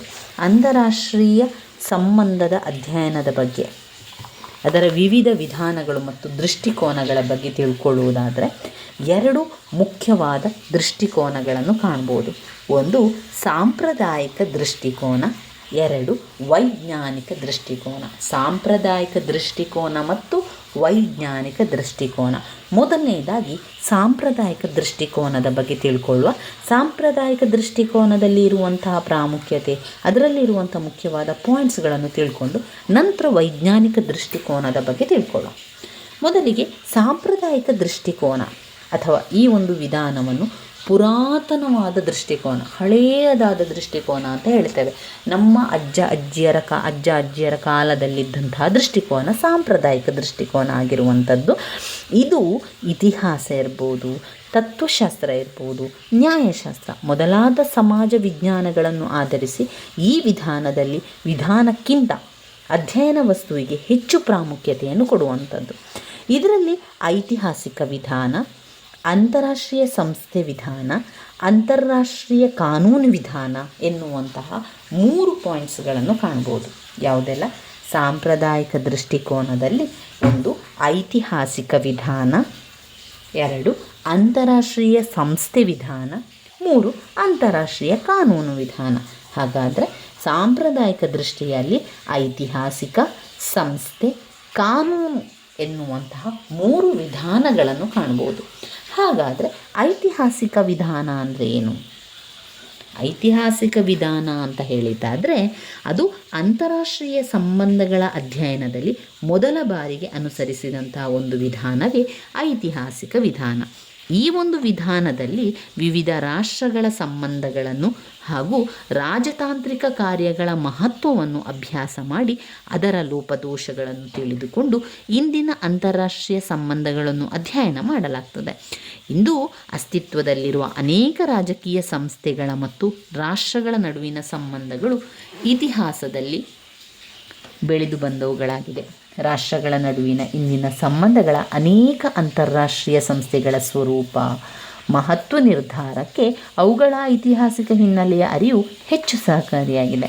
ಈ ದೃಷ್ಟಿಕೋನದ ಅಧ್ಯಯನ ಅಂತಾರಾಷ್ಟ್ರೀಯ ಸಂಬಂಧಗಳ ಅಧ್ಯಯನಕ್ಕೆ ಹೆಚ್ಚು ಸಹಕಾರಿಯಾಗಿರುವಂಥದ್ದು. 2ನೆಯ ಪಾಯಿಂಟ್ ಅಂತಾರಾಷ್ಟ್ರೀಯ ಸಂಸ್ಥೆ ವಿಧಾನ. ಇದು ಸಂಸ್ಥೆ ಏನು ಮಾಡ್ತದೆ ಅಂತ ಹೇಳಿದರೆ, ರಾಷ್ಟ್ರಗಳು ಹೇಗೆ ವರ್ತನೆ ಮಾಡ್ತದೆ ಎಂಬುದನ್ನು ಅಧ್ಯಯನ ಮಾಡಿ ಅದರ ಮೂಲಕ ಏನು ಮಾಡ್ತದೆ, ರಾಜ್ಯದ ಸಂಬಂಧಗಳನ್ನು ಅರ್ಥ ಮಾಡಿಕೊಳ್ಳಿಕ್ಕೆ ಪ್ರಯತ್ನ ಪಡ್ತದೆ. ಇದರಿಂದಾಗಿ ಅಂದರೆ ಅಂತಾರಾಷ್ಟ್ರೀಯ ಸಂಬಂಧದ ವಿಧಾನದಿಂದಾಗಿ ಇದು ವ್ಯಾಪ್ತಿ ಬಹಳ ಪರಿಮಿತವಾದುದು ಮತ್ತು ಸ್ಪಷ್ಟವಾಗಿ ನಮಗೆ ತಿಳಿಸಿಕೊಡ್ತದೆ. ಈ ವಿಧಾನವು ಅಂತಾರಾಷ್ಟ್ರೀಯ ಸಮಸ್ಯೆಗಳಿಗೆ ಸಂಬಂಧಿಸಿದಂತೆ ರಾಷ್ಟ್ರಗಳು ಹೇಗೆ ಕಾರ್ಯನಿರ್ವಹಿಸುತ್ತದೆ ಎಂಬುದನ್ನು ತಿಳಿಯಲು ಸಹಾಯಕವಾಗಿದೆ. 3ನೇ ಪಾಯಿಂಟ್ ಅಂತಾರಾಷ್ಟ್ರೀಯ ಕಾನೂನು ವಿಧಾನ. ರಾಷ್ಟ್ರಗಳ ನಡುವಿನ ಭಿನ್ನಾಭಿಪ್ರಾಯಗಳಾಗಿರ್ಬೋದು, ರಾಷ್ಟ್ರಗಳ ನಡುವಿನ ಕಲಹಗಳಾಗಿರ್ಬೋದು, ಆ ಎಲ್ಲ ವಿಚಾರಗಳನ್ನು ನಿವಾರಿಸಲು ಯುದ್ಧ ಮಾರ್ಗವನ್ನು ಅನುಸರಿಸದೆ ಸಂಧಾನವಾದ ಮಾರ್ಗವನ್ನು ಅನುಸರಿಸುವುದು ಅಂತಾರಾಷ್ಟ್ರೀಯ ಕಾನೂನು ವಿಧಾನ. ಈ ರೀತಿ ಸಂಧಾನ ಮಾರ್ಗಕ್ಕೆ ಅಂತಾರಾಷ್ಟ್ರೀಯ ಕಾನೂನು ತಳಹದಿಯನ್ನು ಒದಗಿಸುತ್ತದೆ. ಹೀಗೆ ರಾಷ್ಟ್ರಗಳ ನಡುವಿನ ಕಲಹಗಳನ್ನು ನಿವಾರಿಸುವಲ್ಲಿ ಮತ್ತು ಅಂತಾರಾಷ್ಟ್ರೀಯ ಒಪ್ಪಂದಗಳನ್ನು ಮಾಡಿಕೊಳ್ಳುವ ವಿಷಯದಲ್ಲೂ ಕೂಡ ಅಂತಾರಾಷ್ಟ್ರೀಯ ಕಾನೂನು ತುಂಬಾ ಸಹಕಾರಿಯಾಗಿದೆ. ರಾಷ್ಟ್ರಗಳ ತಮ್ಮ ನಡುವಿನ ವ್ಯವಹಾರಗಳಲ್ಲಿ ವಿವಾದಗಳ ಉದ್ಭವ, ಶಾಂತಿಯುತ ಸಂಬಂಧಗಳ ಕಾಪಾಡುವಿಕೆ ಅವಕಾಶವನ್ನು ಕಲ್ಪಿಸುವ ಕೆಲವು ವಿಧಿವಿಧಾನಗಳನ್ನು ತಾವೇ ಒಪ್ಪಿ ಅನುಸರಿಸುತ್ತಾ ಬಂದಿವೆ. ಇಂತಹ ನಿಯಮಗಳ ಸಮುದಾಯವೇ ಅಂತಾರಾಷ್ಟ್ರೀಯ ಕಾನೂನು. ಆದರೆ ಅಂತಾರಾಷ್ಟ್ರೀಯ ಕಾನೂನುಗಳನ್ನು ಉಲ್ಲಂಘಿಸುವ ಸಂಬಂಧವಿರುವುದರಿಂದ ಅಂತಾರಾಷ್ಟ್ರೀಯ ಕಾನೂನು ವಿಧಾನವನ್ನು ಅನುಸರಿಸುವುದರಿಂದ ಸಮಸ್ಯೆಗಳನ್ನು ಬಗೆಹರಿಸುವುದರ ಬಗ್ಗೆ ಖಚಿತವಾಗಿ ಹೇಳಲಾಗದು. ಅಂತಾರಾಷ್ಟ್ರೀಯ ಸಂಬಂಧಗಳ ಅಧ್ಯಯನವನ್ನು ನಡೆಸುವುದರಲ್ಲಿ ಒಂದು ಸಾಂಪ್ರದಾಯಿಕ ದೃಷ್ಟಿಕೋನ, ಮತ್ತೊಂದು ವೈಜ್ಞಾನಿಕ ದೃಷ್ಟಿಕೋನ. ಸಾಂಪ್ರದಾಯಿಕ ದೃಷ್ಟಿಕೋನಗಳಲ್ಲಿ 3 ಪಾಯಿಂಟ್ಸ್ಗಳು: ಐತಿಹಾಸಿಕ ವಿಧಾನ, ಅಂತಾರಾಷ್ಟ್ರೀಯ ಸಂಸ್ಥೆ ವಿಧಾನ, ಅಂತಾರಾಷ್ಟ್ರೀಯ ಕಾನೂನು ವಿಧಾನ ಎನ್ನುವ 3 ಪಾಯಿಂಟ್ಸ್ಗಳನ್ನು ತಿಳ್ಕೊಂಡೆವು. ಇನ್ನು ಆಧುನಿಕ ಅಥವಾ ವೈಜ್ಞಾನಿಕ ದೃಷ್ಟಿಕೋನ ಇದೆ. ವೈಜ್ಞಾನಿಕ ವಿಧಾನ ಅಧ್ಯಯನ ವಸ್ತುವಿಗಿಂತ ಅಧ್ಯಯನದ ವಿಧಾನಕ್ಕೆ ಹೆಚ್ಚು ಪ್ರಾಮುಖ್ಯತೆಯನ್ನು ಕೊಡುವಂಥದ್ದು ವೈಜ್ಞಾನಿಕ ದೃಷ್ಟಿಕೋನ ಅಥವಾ ಆಧುನಿಕ ದೃಷ್ಟಿಕೋನ. ಈ ಒಂದು ವಿಧಾನದ ಪ್ರತಿಪಾದಕರು ಪ್ರಾಯೋಗಿಕ ವಿಧಾನಗಳ ಸಹಾಯದಿಂದ ಪ್ರಯೋಗಗಳನ್ನು ಮಾಡುವುದರ ಮೂಲಕ ಅಂತಾರಾಷ್ಟ್ರೀಯ ಸಂಬಂಧಗಳ ಸಿದ್ಧಾಂತಗಳನ್ನು ಪ್ರತಿಪಾದಿಸಲು ಅವರಿಲ್ಲಿ ಪ್ರಯತ್ನಿಸ್ತಾ ಹೋಗ್ತಾರೆ. ವೈಜ್ಞಾನಿಕ ವಿಧಾನ ಅಥವಾ ಆಧುನಿಕ ವಿಧಾನದಲ್ಲಿ ಮುಖ್ಯವಾಗಿರುವಂಥದ್ದು 4 ಪಾಯಿಂಟ್ಸ್ಗಳಿದೆ. 1 ವ್ಯವಸ್ಥೆ ಸಿದ್ಧಾಂತ ಅಥವಾ ವಿಧಾನ, 2 ಕ್ರೀಡಾ ಸಿದ್ಧಾಂತ, 3 ತೀರ್ಮಾನ ತೆಗೆದುಕೊಳ್ಳುವ ಸಿದ್ಧಾಂತ ಅಥವಾ ವಿಧಾನ, 4 ಶಕ್ತಿ ಅಥವಾ ಅಧಿಕಾರ ಸಿದ್ಧಾಂತ. 1 ವ್ಯವಸ್ಥೆ ಸಿದ್ಧಾಂತ ಅಥವಾ ವಿಧಾನ, ಕ್ರೀಡಾ ಸಿದ್ಧಾಂತ, ತೀರ್ಮಾನ ತೆಗೆದುಕೊಳ್ಳುವ ಸಿದ್ಧಾಂತ ಅಥವಾ ವಿಧಾನ, ಶಕ್ತಿ ಅಥವಾ ಅಧಿಕಾರ ಸಿದ್ಧಾಂತ. ಮೊದಲನೇದಾಗಿ ವ್ಯವಸ್ಥೆ ಸಿದ್ಧಾಂತ. ವ್ಯವಸ್ಥೆ ದೃಷ್ಟಿಕೋನ ಅಥವಾ ಸಿದ್ಧಾಂತವು ಅಂತಾರಾಷ್ಟ್ರೀಯ ಸಂಬಂಧಗಳ ಅಧ್ಯಯನದಲ್ಲಿ ಒಂದು ಪ್ರಮುಖ ವಿಧಾನವಾಗಿದೆ. ಪದ್ಧತಿ ಅಥವಾ ವ್ಯವಸ್ಥೆ ರಚನೆಯ ವಿವಿಧ ಅಂಗಗಳ ಅಥವಾ ಘಟಕಗಳ ನಡುವಿನ ಸಂಬಂಧಗಳನ್ನು ಸೂಚಿಸುತ್ತದೆ. ಅಂತಾರಾಷ್ಟ್ರೀಯ ಸಂಬಂಧಗಳು ಅಥವಾ ಅಂತಾರಾಷ್ಟ್ರೀಯ ಪರಿಸರ ಒಂದು ವ್ಯವಸ್ಥೆಯಾಗಿದ್ದು ರಾಷ್ಟ್ರಗಳು ಅದರ ಘಟಕಗಳಾಗಿವೆ. ಈ ಘಟಕಗಳಾದ ರಾಷ್ಟ್ರಗಳು ಅಂತಾರಾಷ್ಟ್ರೀಯ ಪರಿಸರದೊಂದಿಗೆ ಸಂಬಂಧ ಹೊಂದಿದ್ದು ಅವುಗಳು ಪರಸ್ಪರ ಪ್ರಕ್ರಿಯೆಗಳಲ್ಲಿ ನಿರತವಾಗಿರುತ್ತದೆ. ವ್ಯವಸ್ಥೆಗಳ ವಿಶ್ಲೇಷಣೆಗೆ ಸಂಬಂಧಿಸಿದಂತೆ ಅಂತಾರಾಷ್ಟ್ರೀಯ ಸಂಬಂಧಗಳನ್ನು ಅಧ್ಯಯನ ಮಾಡಲು ಪ್ರಯತ್ನಿಸಲಾಗಿದೆ. ಮಾರ್ಟಿನ್ ಕಪ್ಲಾನ್ ರವರು ವ್ಯವಸ್ಥಾ ಸಿದ್ಧಾಂತ ಅವರು ಮುಖ್ಯ ಪ್ರತಿಪಾದಕರಾಗಿದ್ದಾರೆ. ಅವರ ಅಭಿಪ್ರಾಯದಲ್ಲಿ ಏನು ಹೇಳ್ತಾ ಇದ್ದಾರೆ ಅಂತ ಹೇಳಿದರೆ, ಒಂದು ರೀತಿಯ ಕ್ರಮಬದ್ಧತೆ, ಸುವ್ಯವಸ್ಥೆ ಕಂಡುಬರ್ತದೆ. ಅಂತಾರಾಷ್ಟ್ರೀಯ ಸಂಬಂಧಗಳು 2 ವಿಷಯಗಳನ್ನು ಒಳಗೊಂಡಿದೆ ಅಂತ ಹೇಳ್ತಾರೆ. ಒಂದು ಅಂತಾರಾಷ್ಟ್ರೀಯ ವ್ಯವಸ್ಥೆ, 2 ರಾಷ್ಟ್ರ ಮತ್ತು ರಾಜ್ಯಗಳ ವ್ಯವಸ್ಥೆ. ರಾಷ್ಟ್ರಗಳು ಅಂತಾರಾಷ್ಟ್ರೀಯ ರಾಜಕಾರಣದಲ್ಲಿ ತುಂಬಾ ಪ್ರಮುಖವಾದ ಪಾತ್ರಧಾರಿಗಳು. ಆದರೆ ಅವುಗಳ ಪಾತ್ರ, ನಡವಳಿಕೆ ಅಂತಾರಾಷ್ಟ್ರೀಯ ವ್ಯವಸ್ಥೆ ಬದಲಾವಣೆಯಾಗದಂತೆ ಅದಕ್ಕೆ ಅನುಗುಣವಾಗಿ ಬದಲಾಗುತ್ತದೆ ಎಂಬುದು ಕಪ್ಲಾನ್ ರವರ ಅಭಿಪ್ರಾಯವಾಗಿದೆ. ಹೀಗೆ ಅಂತಾರಾಷ್ಟ್ರೀಯ ಮಾದರಿಗಳು ಅಥವಾ ವ್ಯವಸ್ಥೆ ಬದಲಾವಣೆಯಾದಂತೆ ರಾಷ್ಟ್ರಗಳ ನಡವಳಿಕೆ ಆ ವ್ಯವಸ್ಥೆಗೆ ಅನುಗುಣವಾಗಿ ಬದಲಾಗುತ್ತದೆ ಎಂಬ ಅನಿಸಿಕೆಯ ಮೇಲೆ ಅಂತಾರಾಷ್ಟ್ರೀಯ ರಾಜಕಾರಣವನ್ನು ಅಭ್ಯಾಸ ಮಾಡಲಾಗುತ್ತದೆ. ಇನ್ನು 2ನೇ ಪಾಯಿಂಟ್ನಲ್ಲಿ ಕ್ರೀಡಾ ಸಿದ್ಧಾಂತವನ್ನು ಅಂತಾರಾಷ್ಟ್ರೀಯ ಸಂಬಂಧಗಳ ಅಧ್ಯಯನದಲ್ಲಿ ಇತ್ತೀಚೆಗೆ ಅಳವಡಿಸಿಕೊಳ್ಳಲಾಗಿದೆ. ಇತ್ತೀಚಿನ ದಿನಗಳಲ್ಲಿ ಅಂತಾರಾಷ್ಟ್ರೀಯ ಸಂಬಂಧಗಳ ಅಧ್ಯಯನದಲ್ಲಿ ಗಣಿತಶಾಸ್ತ್ರದ ವಿಧಾನ ಅತ್ಯಂತ ಜನಪ್ರಿಯ ವಿಧಾನವಾಗಿದೆ. ಈ ವಿಧಾನದ ಪರಿಣಾಮವಾಗಿ ಕ್ರೀಡಾ ಸಿದ್ಧಾಂತ ರೂಪಿತವಾಗಿದೆ. ಕ್ರೀಡಾ ಸಿದ್ಧಾಂತದಲ್ಲಿ ಅಂತಾರಾಷ್ಟ್ರೀಯ ಸಂಬಂಧಗಳ ರಾಜಕೀಯವನ್ನು ಕ್ರೀಡೆಗೆ ಹೋಲಿಕೆ ಮಾಡಲಾಗಿದೆ.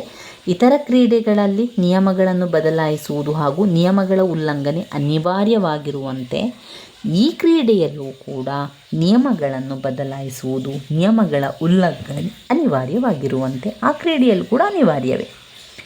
ಈ ವಿಧಾನವು ಹೊಸ ಸಿದ್ಧಾಂತದ ವಿವರಣೆಗಳನ್ನು ರಚಿಸಿಕೊಂಡು ಅಂತಾರಾಷ್ಟ್ರೀಯ ಸಂಬಂಧಗಳ ರಾಜಕೀಯವನ್ನು ಅಧ್ಯಯನ ಮಾಡಲಿಕ್ಕೆ ನೆರವಾಗ್ತದೆ.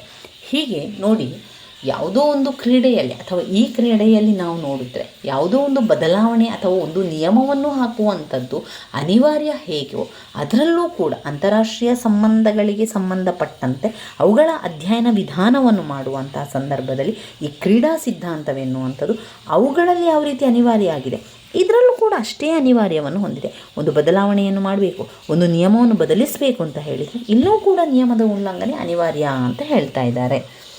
ಈ ಕ್ರೀಡಾ ವಿಧಾನದ ಪ್ರಕಾರ ಒಂದು ವಿವಾದ ಅಥವಾ ಸ್ಪರ್ಧೆಯ ಪರಿಸ್ಥಿತಿಯಲ್ಲಿ 2 ಗುಂಪುಗಳಲ್ಲಿ ಒಂದು ಗೆಲುವನ್ನು ಪಡೆದರೆ ಇನ್ನೊಂದು ಸೋಲನ್ನು ಅನುಭವಿಸುವುದನ್ನು ಕಾಣಬಹುದು.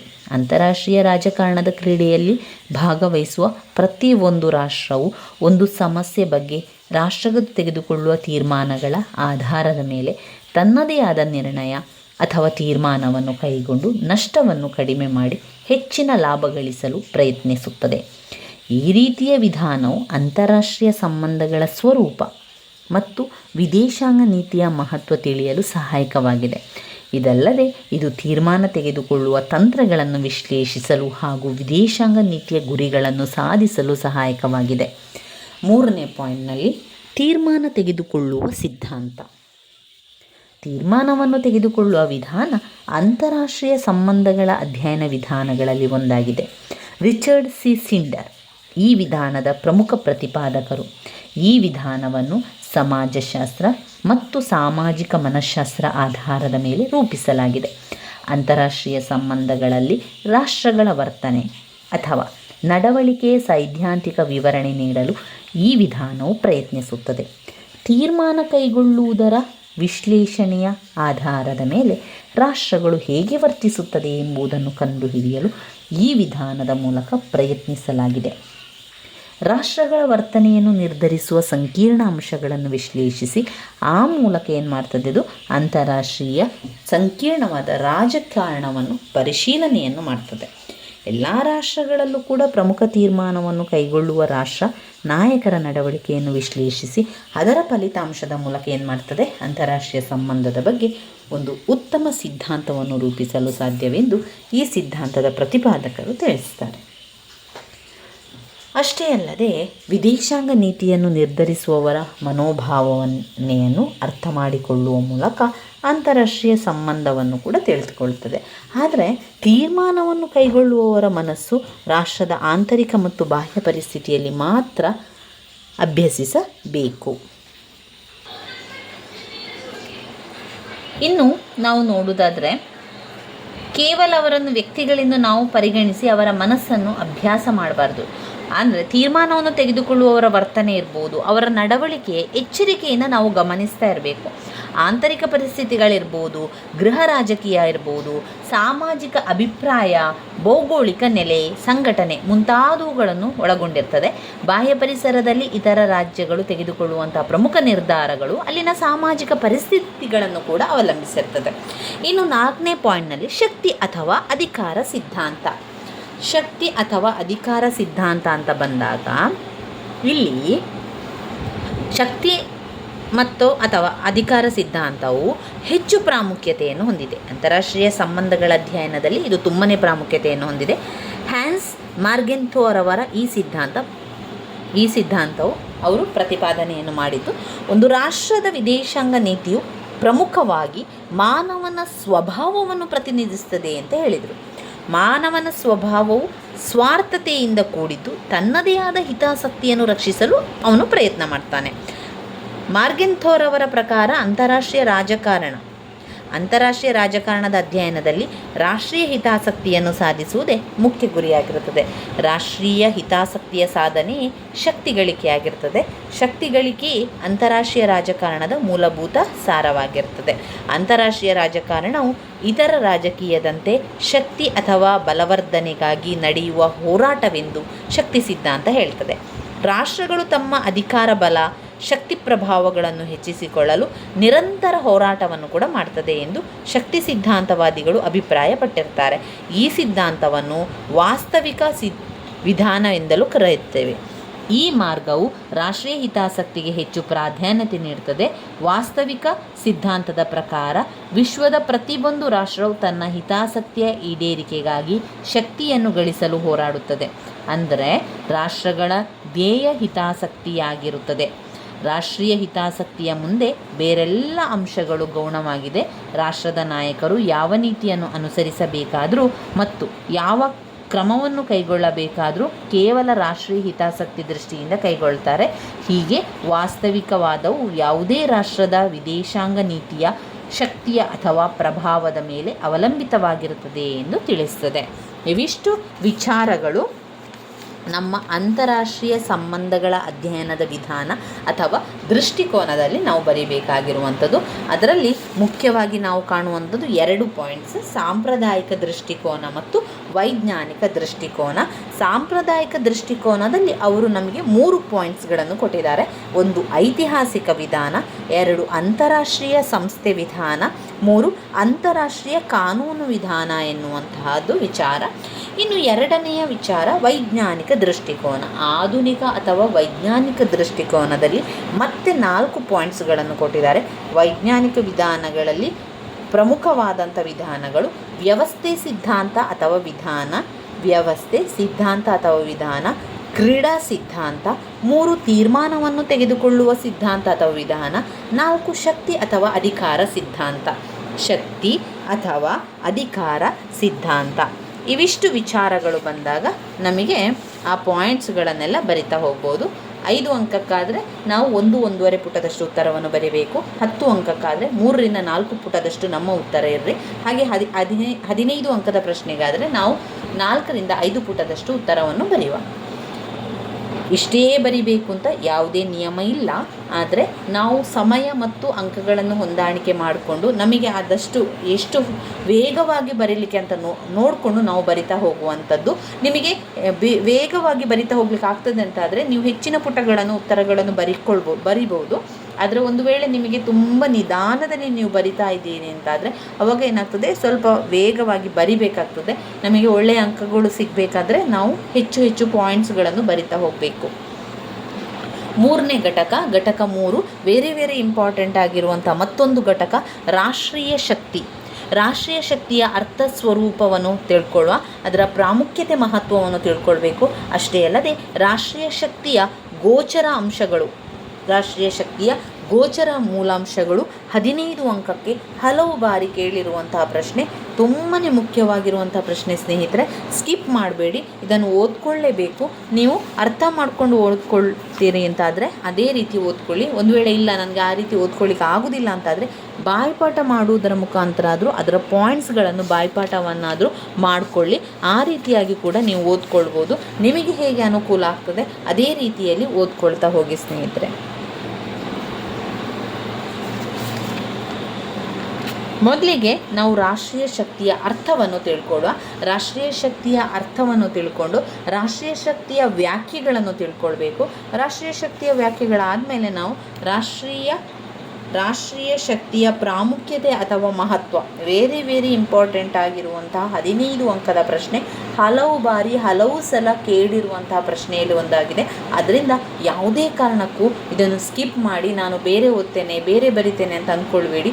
ಇದನ್ನೇ ಓದ್ಕೊಳ್ಳಿ, ಇದು ಓದ್ಕೊಳ್ಳೇಬೇಕು. ಇದರಲ್ಲಿ ಅವರು ಸಾಧಾರಣವಾಗಿ 98% ಆದರೂ ಈ ಒಂದು ಪ್ರಶ್ನೆಗಳೆಲ್ಲ ಕೂಡ ಬರುವಂತಹ ಪ್ರಶ್ನೆಗಳಾದ್ದರಿಂದ ನಿಮಗೆ ನಾನು ಪದೇ ಹೇಳ್ತಾ ಇರುವಂಥದ್ದು, ರಾಷ್ಟ್ರೀಯ ಶಕ್ತಿಯ ಬಗ್ಗೆ ಯಾವುದಾದ್ರೂ ಒಂದು ಪ್ರಶ್ನೆ ನಿಮ್ಮ ಪ್ರಶ್ನೆ ಪತ್ರಿಕೆಯಲ್ಲಿ ಇರ್ತದೆ. ರಾಷ್ಟ್ರೀಯ ಶಕ್ತಿಯ ಬಗ್ಗೆ ತಿಳ್ಕೊಳ್ಳೇಬೇಕು. ರಾಷ್ಟ್ರೀಯ ಶಕ್ತಿಯ ಅರ್ಥ, ಸ್ವರೂಪ, ಪ್ರಾಮುಖ್ಯತೆ, ರಾಷ್ಟ್ರೀಯ ಶಕ್ತಿಯ ಮೂಲಾಂಶಗಳು, ಗೋಚರಾಂಶಗಳು, ಇವಿಷ್ಟನ್ನು ನೀವು ಸರಿಯಾಗಿ ಕಲ್ತ್ಕೊಂಡ್ರೆ ನಿಮಗೆ ಎಲ್ಲದಕ್ಕೂ ಕೂಡ ಉತ್ತರವನ್ನು ಬರೆಯಲಿಕ್ಕೆ ಸಾಧ್ಯ ಆಗ್ತದೆ.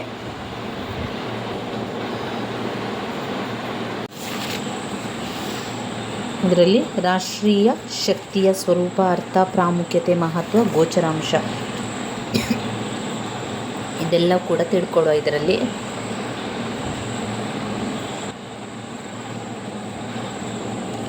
ಮೊದಲಿಗೆ ರಾಷ್ಟ್ರೀಯ ಶಕ್ತಿ. ರಾಷ್ಟ್ರೀಯ ಶಕ್ತಿಯು ರಾಜ್ಯ ವ್ಯವಸ್ಥೆಯ ಒಂದು ಲಕ್ಷಣ.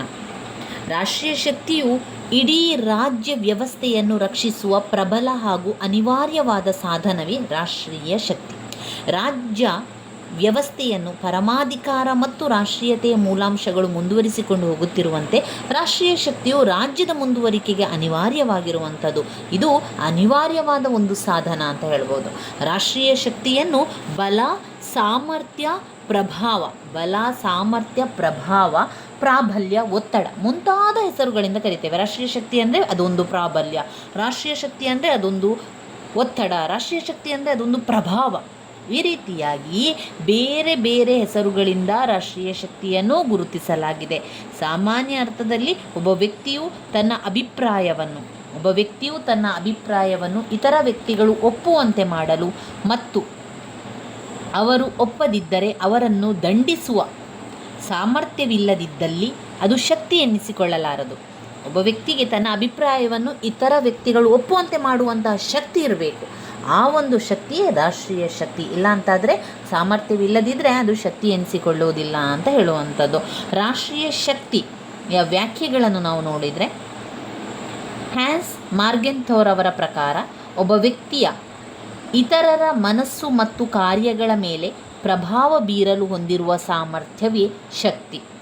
ಒಬ್ಬ ವ್ಯಕ್ತಿಯ ಇತರರ ಮನಸ್ಸು ಮತ್ತು ಕಾರ್ಯಗಳ ಮೇಲೆ ಪ್ರಭಾವ ಬೀರಲು ಹೊಂದಿರುವ ಸಾಮರ್ಥ್ಯವೇ ಶಕ್ತಿ ಅಂತ ಹ್ಯಾನ್ಸ್ ಮಾರ್ಗೆನ್ಥೋರ್ ಅವರ ಹೇಳಿದ್ದಾರೆ. ಇನ್ನು ಆರ್ಗನ್ಸ್ಕಿ ಅವರ ಪ್ರಕಾರ ಒಬ್ಬ ವ್ಯಕ್ತಿ ತನ್ನ ಗುರಿ ಸಾಧನೆಗೋಸ್ಕರ ಇತರರ ನಡವಳಿಕೆಯ ಮೇಲೆ ಪ್ರಭಾವ ಬೀರಲು ಹೊಂದಿರುವ ಸಾಮರ್ಥ್ಯವೇ ಶಕ್ತಿ ಎಂದು ವ್ಯಾಖ್ಯಾನ ಮಾಡಿದ್ದಾರೆ.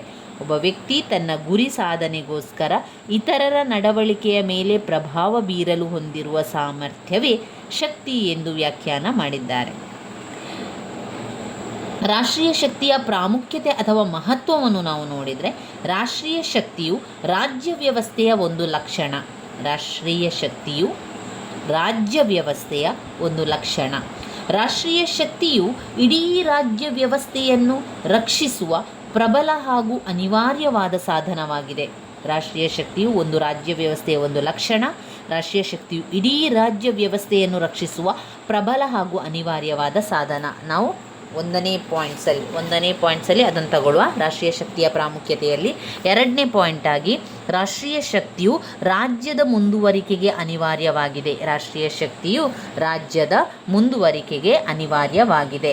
ಪಾಯಿಂಟ್ ನಂಬರ್ 3, ಅಂತಾರಾಷ್ಟ್ರೀಯ ಸಂಬಂಧಗಳನ್ನು ಆಳವಾಗಿ ತಿಳಿದುಕೊಳ್ಳಲು ಸಹಕಾರಿ. ಅಂತಾರಾಷ್ಟ್ರೀಯ ಸಂಬಂಧಗಳನ್ನು ಆಳವಾಗಿ ತಿಳಿದುಕೊಳ್ಳಿಕ್ಕೆ ಇದು ಸಹಕಾರಿ. 4ನೇ ಪಾಯಿಂಟ್, ರಾಜಕೀಯ ಚಟುವಟಿಕೆಗಳು ಶಕ್ತಿ. ಎಲ್ಲ ರೀತಿಯ ರಾಜಕೀಯ ಚಟುವಟಿಕೆಗಳ ಶಕ್ತಿ ಎಂಬ ಪದದ ಸುತ್ತಲೂ ಹೆಣೆದಿರುತ್ತದೆ. ಆ ಶಕ್ತಿಯು ರಾಜಕೀಯ ಉದ್ದೇಶಗಳನ್ನು ಪೂರೈಸಿಕೊಳ್ಳಲಿಕ್ಕೂ ಕೂಡ ಅದು ಸಹಾಯವನ್ನು ಮಾಡುವಂಥದ್ದು. ಅದರಿಂದ ರಾಜಕೀಯ ಚಟುವಟಿಕೆಗಳ ಶಕ್ತಿ ಅಂತ 4ನೇ ಪಾಯಿಂಟನ್ನು ತಗೊಳ್ಳುವ. 5ನೇ ಪಾಯಿಂಟ್ ಆಗಿ ಇದು ರಾಷ್ಟ್ರದ ಭದ್ರತೆಯನ್ನು ಕಾಪಾಡುತ್ತದೆ. ರಾಷ್ಟ್ರಶಕ್ತಿಯು ರಾಷ್ಟ್ರದ ಭದ್ರತೆಯನ್ನು ಕಾಪಾಡಲು ಅಗತ್ಯವಾಗಿರುವಷ್ಟೇ ಆಗಿರುವಂಥದ್ದು. 6ನೇ ಪಾಯಿಂಟ್, ವಿದೇಶಗಳಲ್ಲಿ ರಾಷ್ಟ್ರೀಯ ಹಿತಾಸಕ್ತಿಗಳನ್ನು ರಕ್ಷಿಸಲು ಅಗತ್ಯವಾಗಿದೆ. ವಿದೇಶಗಳಲ್ಲಿ ರಾಷ್ಟ್ರೀಯ ಹಿತಾಸಕ್ತಿಗಳನ್ನು ರಕ್ಷಿಸಲು ಇದು ಅಗತ್ಯವಾಗಿದೆ.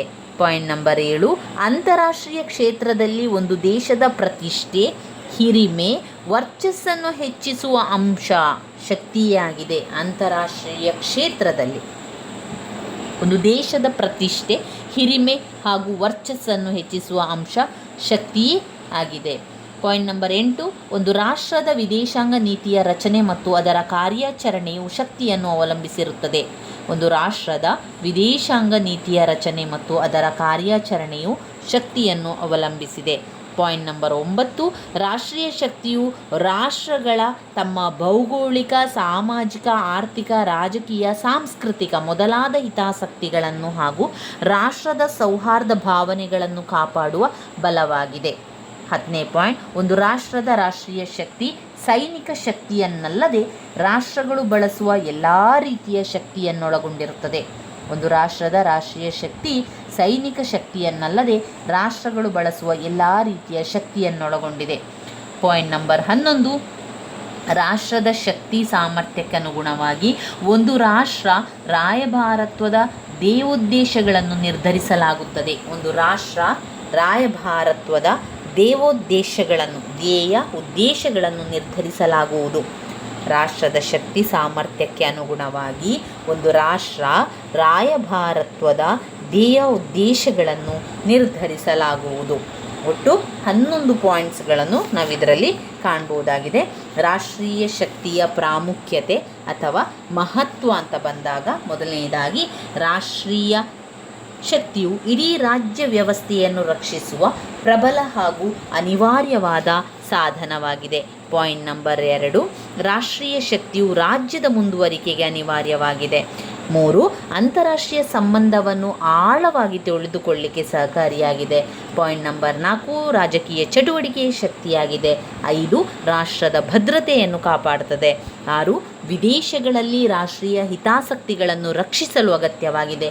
7, ಅಂತಾರಾಷ್ಟ್ರೀಯ ಕ್ಷೇತ್ರದಲ್ಲಿ ಒಂದು ದೇಶದ ಪ್ರತಿಷ್ಠೆ, ಹಿರಿಮೆ, ವರ್ಚಸ್ಸನ್ನು ಹೆಚ್ಚಿಸುವ ಅಂಶ ಶಕ್ತಿಯೇ ಆಗಿದೆ.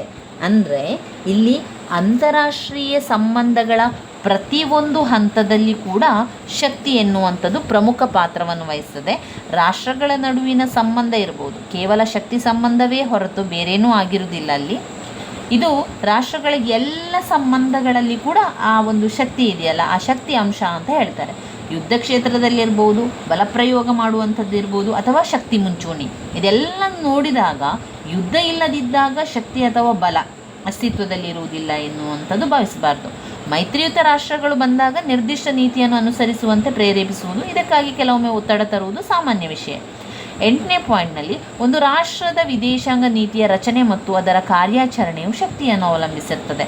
ಆದುದರಿಂದ ರಾಷ್ಟ್ರೀಯ ಶಕ್ತಿಯನ್ನು ಒಂದು ರಾಷ್ಟ್ರವು ತನ್ನ ವಿದೇಶಾಂಗ ನೀತಿಯನ್ನು ಕಾರ್ಯಗೊಳಿಸಲು ಹೊಂದಿರುವ ಬಲ, ಪ್ರಭಾವ, ಕೀರ್ತಿ ಮೊದಲಾದವುಗಳ ಮೊತ್ತವೆಂದು ವಿವರಿಸಬಹುದು.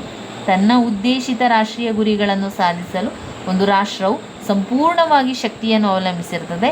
ರಾಷ್ಟ್ರೀಯ ಶಕ್ತಿಯು ಯಾವ ಸ್ವರೂಪದಲ್ಲೇ ಇರಲಿ, ಅದನ್ನು ಯಾವ ಹೆಸರಿನಿಂದಲಾದರೂ ಕರೆಯಲಿ, ಅದು ರಾಷ್ಟ್ರ ರಾಜ್ಯ ವ್ಯವಸ್ಥೆಯ ಕಾರ್ಯವೈಖರಿ ಹಾಗೂ ಅಂತಾರಾಷ್ಟ್ರೀಯ ರಾಜಕಾರಣ ಹೇಗೆ ನಡೆಯುತ್ತದೆ ಎಂಬುದನ್ನು ವಿವರಿಸುತ್ತದೆ. 9ನೇ ಪಾಯಿಂಟ್ನಲ್ಲಿ ರಾಷ್ಟ್ರೀಯ ಶಕ್ತಿಯು ರಾಷ್ಟ್ರಗಳ ತಮ್ಮ ಭೌಗೋಳಿಕ, ಸಾಮಾಜಿಕ, ಆರ್ಥಿಕ, ರಾಜಕೀಯ, ಸಾಂಸ್ಕೃತಿಕ ಮೊದಲಾದ ಹಿತಾಸಕ್ತಿಗಳನ್ನು ಹಾಗೂ ರಾಷ್ಟ್ರದ ಸೌಹಾರ್ದ ಭಾವನೆಗಳನ್ನು ಕಾಪಾಡುವ ಬಲವಾಗಿದೆ. ಅಂದರೆ ಇಲ್ಲಿ ವಿಶ್ವಶಾಂತಿಗಾಗಿ ಪ್ರತಿಯೊಂದು ರಾಷ್ಟ್ರ ಏನು ಮಾಡ್ತದೆ, ತನ್ನನ್ನು ತಾನು ರಕ್ಷಣೆಯನ್ನು ಮಾಡಿಕೊಳ್ಬೇಕಲ್ವಾ, ತನ್ನನ್ನು ತಾನು ರಕ್ಷಣೆ ಮಾಡಿಕೊಳ್ಳುವಷ್ಟು ಶಕ್ತಿ ಇರಬೇಕಲ್ವಾ. ಆ ಒಂದು ಶಕ್ತಿ ಬೇಕು ಅಂತಾದರೆ ಅಲ್ಲಿ ಆ ಶಕ್ತಿ ಅತ್ಯವಶ್ಯಕ ಬೇಕು. ಯಾಕಂದರೆ ದುರ್ಬಲ ರಾಷ್ಟ್ರಗಳು ಯಾವಾಗಲೂ ಕೂಡ ಬಲವಿದ್ದ ರಾಷ್ಟ್ರಗಳ ಆಕ್ರಮಣಕ್ಕೆ ಪ್ರೇರಣೆಯನ್ನು ಕೊಡ್ತಾ ಇರ್ತದೆ. ಅಂತಹ ಸಂದರ್ಭದಲ್ಲಿ ಶಕ್ತಿ ಅನಿವಾರ್ಯವಾಗಿದೆ, ಶಕ್ತಿ ಬೇಕೇ ಬೇಕು ಅವರಿಗೆ. ವಾಸ್ತವವಾಗಿ ಯುದ್ಧಕ್ಕೆ ಹೋಗ್ತಾ ಇದ್ದೀವಿ ಅಂತಾದರೆ ಬಲಿಷ್ಠ ರಾಷ್ಟ್ರಗಳ ಬಲವಲ್ಲ, ದುರ್ಬಲ ರಾಷ್ಟ್ರಗಳ ಅಶಕ್ತವಾಗಿದೆ. ಅಲ್ಲಿ ಬಲಿಷ್ಠ ರಾಷ್ಟ್ರಗಳು ಬಲ ಆಗಿರ್ಬೋದು, ಆದರೆ ದುರ್ಬಲ ರಾಷ್ಟ್ರಗಳು ಅಶಕ್ತ ಆಗಿದೆ. ಈ ಹಿನ್ನೆಲೆಯಲ್ಲಿ ರಾಷ್ಟ್ರದ ಸ್ವತಂತ್ರ ಪರಮಾಧಿಕಾರದ ರಕ್ಷಣೆ ಇತ್ಯಾದಿ ಶಕ್ತಿಯನ್ನು ಅವಲಂಬಿಸಿರ್ತದೆ ಎಂಬುದನ್ನು ಹೇಳ್ಬೋದು. ಇನ್ನು 10ನೇ ಪಾಯಿಂಟ್ನಲ್ಲಿ ಒಂದು ರಾಷ್ಟ್ರದ ರಾಷ್ಟ್ರೀಯ ಶಕ್ತಿ ಸೈನಿಕ ಶಕ್ತಿಯನ್ನಲ್ಲದೆ ರಾಷ್ಟ್ರಗಳು ಬಳಸುವ ಎಲ್ಲ ರೀತಿಯ ಶಕ್ತಿಯನ್ನು ಒಳಗೊಂಡಿರ್ತದೆ. 11ನೇ ಪಾಯಿಂಟ್ನಲ್ಲಿ ಒಂದು ರಾಷ್ಟ್ರ ರಾಯಭಾರತ್ವದ ಧ್ಯೇಯ ಉದ್ದೇಶಗಳನ್ನು ನಿರ್ಧರಿಸಲಾಗ್ತದೆ. ರಾಷ್ಟ್ರದ ಶಕ್ತಿ ಸಾಮರ್ಥ್ಯಕ್ಕೆ ಅನುಗುಣವಾಗಿ ಒಂದು ರಾಷ್ಟ್ರ ರಾಯಭಾರತ್ವದ ಧ್ಯೇಯ ಉದ್ದೇಶಗಳನ್ನು ನಿರ್ಧರಿಸುತ್ತದೆ. ಒಂದು ರಾಷ್ಟ್ರ ತಾನು ಈಡೇರಿಸಬೇಕಾದ ಧ್ಯೇಯಗಳಿಗೆ ರಾಷ್ಟ್ರೀಯ ಶಕ್ತಿಯ ಬೆಂಬಲವಿಲ್ಲದಿದ್ದರೆ ಅಂತಾರಾಷ್ಟ್ರೀಯ ಸಂಬಂಧಗಳಲ್ಲಿ ಯುದ್ಧದ ಅಪಾಯವನ್ನು ಎದುರಿಸಬೇಕಾಗಿ ಬರಬಹುದು. ಬಲಿಷ್ಠ ರಾಷ್ಟ್ರಗಳ ರಾಯಭಾರಿಗಳು ಬಲಿಷ್ಠವಿಲ್ಲದ ರಾಷ್ಟ್ರದ ರಾಯಭಾರಿಗಳಿಗಿಂತ ರಾಯಭಾರತ್ವದ ಕಾರ್ಯಭಾರಗಳನ್ನು ಅತ್ಯಂತ ಸಮರ್ಥವಾಗಿ ಹಾಗೂ ವಿಶ್ವಾಸಪೂರ್ವಕವಾಗಿ ನಿರ್ವಹಿಸುತ್ತಾರೆ. ರಾಯಭಾರಿಗಳು ಇತರ ರಾಷ್ಟ್ರಗಳ ಶಕ್ತಿ ಸಾಮರ್ಥ್ಯವನ್ನು ಲಘುವಾಗಿ ಅಥವಾ ಮಿತಿಮೀರಿ ಪರಿಗಣಿಸದೆ ಇತರ ರಾಷ್ಟ್ರಗಳ ಧ್ಯೇಯಗಳು ಅವುಗಳ ಸಾಧನೆಗಾಗಿ ಅವು ಹೊಂದಿರುವ ಸಾಮರ್ಥ್ಯವನ್ನು ಗಣನೆಗೆ ತೆಗೆದುಕೊಂಡು ಮುಂದುವರಿಯಲು ರಾಷ್ಟ್ರೀಯ ಶಕ್ತಿ ಸಹಾಯಕವಾಗಿದೆ. ಈ ಎಲ್ಲ ತಿಳಿಸಿದಂಥ ಎಲ್ಲ ಕಾರಣಗಳಿಂದಾಗಿ ಅಂತಾರಾಷ್ಟ್ರೀಯ ಸಂಬಂಧದ ಅಧ್ಯಯನದಲ್ಲಿ ರಾಷ್ಟ್ರೀಯ ಶಕ್ತಿಯು ವಿಶ್ಲೇಷಣೆ ಬಹಳ ಮಹತ್ವ ಸ್ಥಾನವನ್ನು ಪಡೆದಿರುವಂಥದ್ದು. ಇದರ ಸಹಾಯದಿಂದ ಏನಾಗ್ತದೆ, ಅಂತಾರಾಷ್ಟ್ರೀಯ ಸಂಬಂಧಗಳನ್ನು ಗ್ರಹಿಸಿ ಅವುಗಳ ಬಗ್ಗೆ ಸೂಕ್ತ ಮತ್ತು ಆಳವಾದ ಅಧ್ಯಯನವನ್ನು ಮಾಡಲಿಕ್ಕೆ ಅದು ಅನುಕೂಲ ಮಾಡಿಕೊಡ್ತದೆ. ರಾಷ್ಟ್ರೀಯ ಶಕ್ತಿಯು ಗುರಿ ಸಾಧನೆಯ ಸಾಧನವೂ ಹೌದು, ಗುರಿಯೂ ಹೌದು. ಅಂತಾರಾಷ್ಟ್ರೀಯ ರಾಜಕಾರಣದಲ್ಲಿ ಎಲ್ಲ ರಾಜಕೀಯ ಚಟುವಟಿಕೆಗಳು ಶಕ್ತಿ ಎಂಬ ತತ್ವದ ಆಧಾರದ ಮೇಲೆ ನಿರ್ಧರಿಸ್ತದೆ. ವ್ಯಕ್ತಿ ತನ್ನ ಆರ್ಥಿಕ ಅವಶ್ಯಕತೆಗಳನ್ನು ಪೂರೈಸಿಕೊಳ್ಳಲು ಹಣ ಗಳಿಸಿಕೊಳ್ಳುವಂತೆ ಕೆಲವು ರಾಷ್ಟ್ರಗಳು ತಮ್ಮ ರಾಷ್ಟ್ರೀಯ ಉದ್ದೇಶಗಳನ್ನು ಸಾಧಿಸಿಕೊಳ್ಳಲು ಶಕ್ತಿಯನ್ನು ಹೆಚ್ಚಿಸಿಕೊಳ್ಬೋದು. ಆದುದರಿಂದ ಅಂತಾರಾಷ್ಟ್ರೀಯ ರಾಜಕಾರಣವು ಶಕ್ತಿ ರಾಜಕಾರಣವಾಗಿದೆ ಎಂದು ಹೇಳಬಹುದು. ಬಲಿಷ್ಠ ರಾಷ್ಟ್ರಗಳು ಬೇರೆ ರಾಷ್ಟ್ರಗಳಿಗಿಂತ ಶಕ್ತಿಶಾಲಿಯಾಗಿ ಬೆಳೆಯಲು ನಿರಂತರ ಪ್ರಯತ್ನವನ್ನು ನಡೆಸುತ್ತದೆ ಎಂದು ಹೇಳ್ಬೋದು. ಡೇವಿಸ್ ಹೇಳಿರುವಂತೆ ದೊಡ್ಡ ಮರಗಳು ಕಾಡಿನ ಎಲ್ಲ ಜೀವಿಗಳ ಜೀವ ಪರಿಸ್ಥಿತಿಯ ಸಮತೋಲನ ನಿಯಂತ್ರಿಸುವಂತೆ ಬಲಿಷ್ಠ ರಾಷ್ಟ್ರಗಳು ಎಲ್ಲ ರಾಷ್ಟ್ರಗಳ ನಡುವಣ ಸಂಬಂಧಗಳ ಮಾದರಿ ಮತ್ತು ಪ್ರವೃತ್ತಿಯನ್ನು ನಿರ್ಧರಿಸುತ್ತದೆ. ರಾಷ್ಟ್ರೀಯ ಶಕ್ತಿಯ ಮೂಲಾಂಶ ವೆರಿ ಇಂಪಾರ್ಟೆಂಟ್ ಆಗಿರುವ ಮತ್ತೊಂದು ಪ್ರಶ್ನೆ, ರಾಷ್ಟ್ರೀಯ ಶಕ್ತಿಯ ಮೂಲಾಂಶ. ಇದನ್ನೆಲ್ಲ ನೀವು ಸ್ಕಿಪ್ ಮಾಡಬಾರ್ದು, ಇದನ್ನೆಲ್ಲ ಓದ್ಕೊಳ್ಬೇಕು. ಸಾಧ್ಯ ಆದಷ್ಟು ವಿವರಣೆಯನ್ನು ನಿಮ್ಮದೇ ವಾಕ್ಯದಲ್ಲಿ ಬರಿತಾ ಹೋಗಿ ಪಾಯಿಂಟ್ಸನ್ನಾದರೂ ಬಾಯ್ಪಾಠ ಮಾಡ್ಕೊಳ್ಳಿ, ಪಾಯಿಂಟ್ಸನ್ನಾದರೂ ಸರಿಯಾಗಿ ಕಲ್ತ್ಕೊಳ್ಳಿ ಸ್ನೇಹಿತರೆ. ಯಾಕಂದರೆ ಇದೆಲ್ಲ ಕೂಡ ಈ ಎಲ್ಲ ಪ್ರಶ್ನೆಗಳು ಓದಲೇಬೇಕಾಗಿರುವಂಥ ಪ್ರಶ್ನೆಗಳು, ಹಲವು ಬಾರಿ ಕೇಳಿರುವಂಥ ಪ್ರಶ್ನೆಗಳು. ನೀವು ಹಳೆಯ ಪ್ರಶ್ನೆ ಪತ್ರಿಕೆಗಳನ್ನು ನೋಡಿದರೆ ಹೆಚ್ಚಿನ ಪ್ರಶ್ನೆ ಪತ್ರಿಕೆಯಲ್ಲೂ ಕೂಡ ರಾಷ್ಟ್ರೀಯ ಶಕ್ತಿಯ ಮೂಲಾಂಶಗಳು ಅಂತ ನಾವು ಕಾಣ್ತೇವೆ.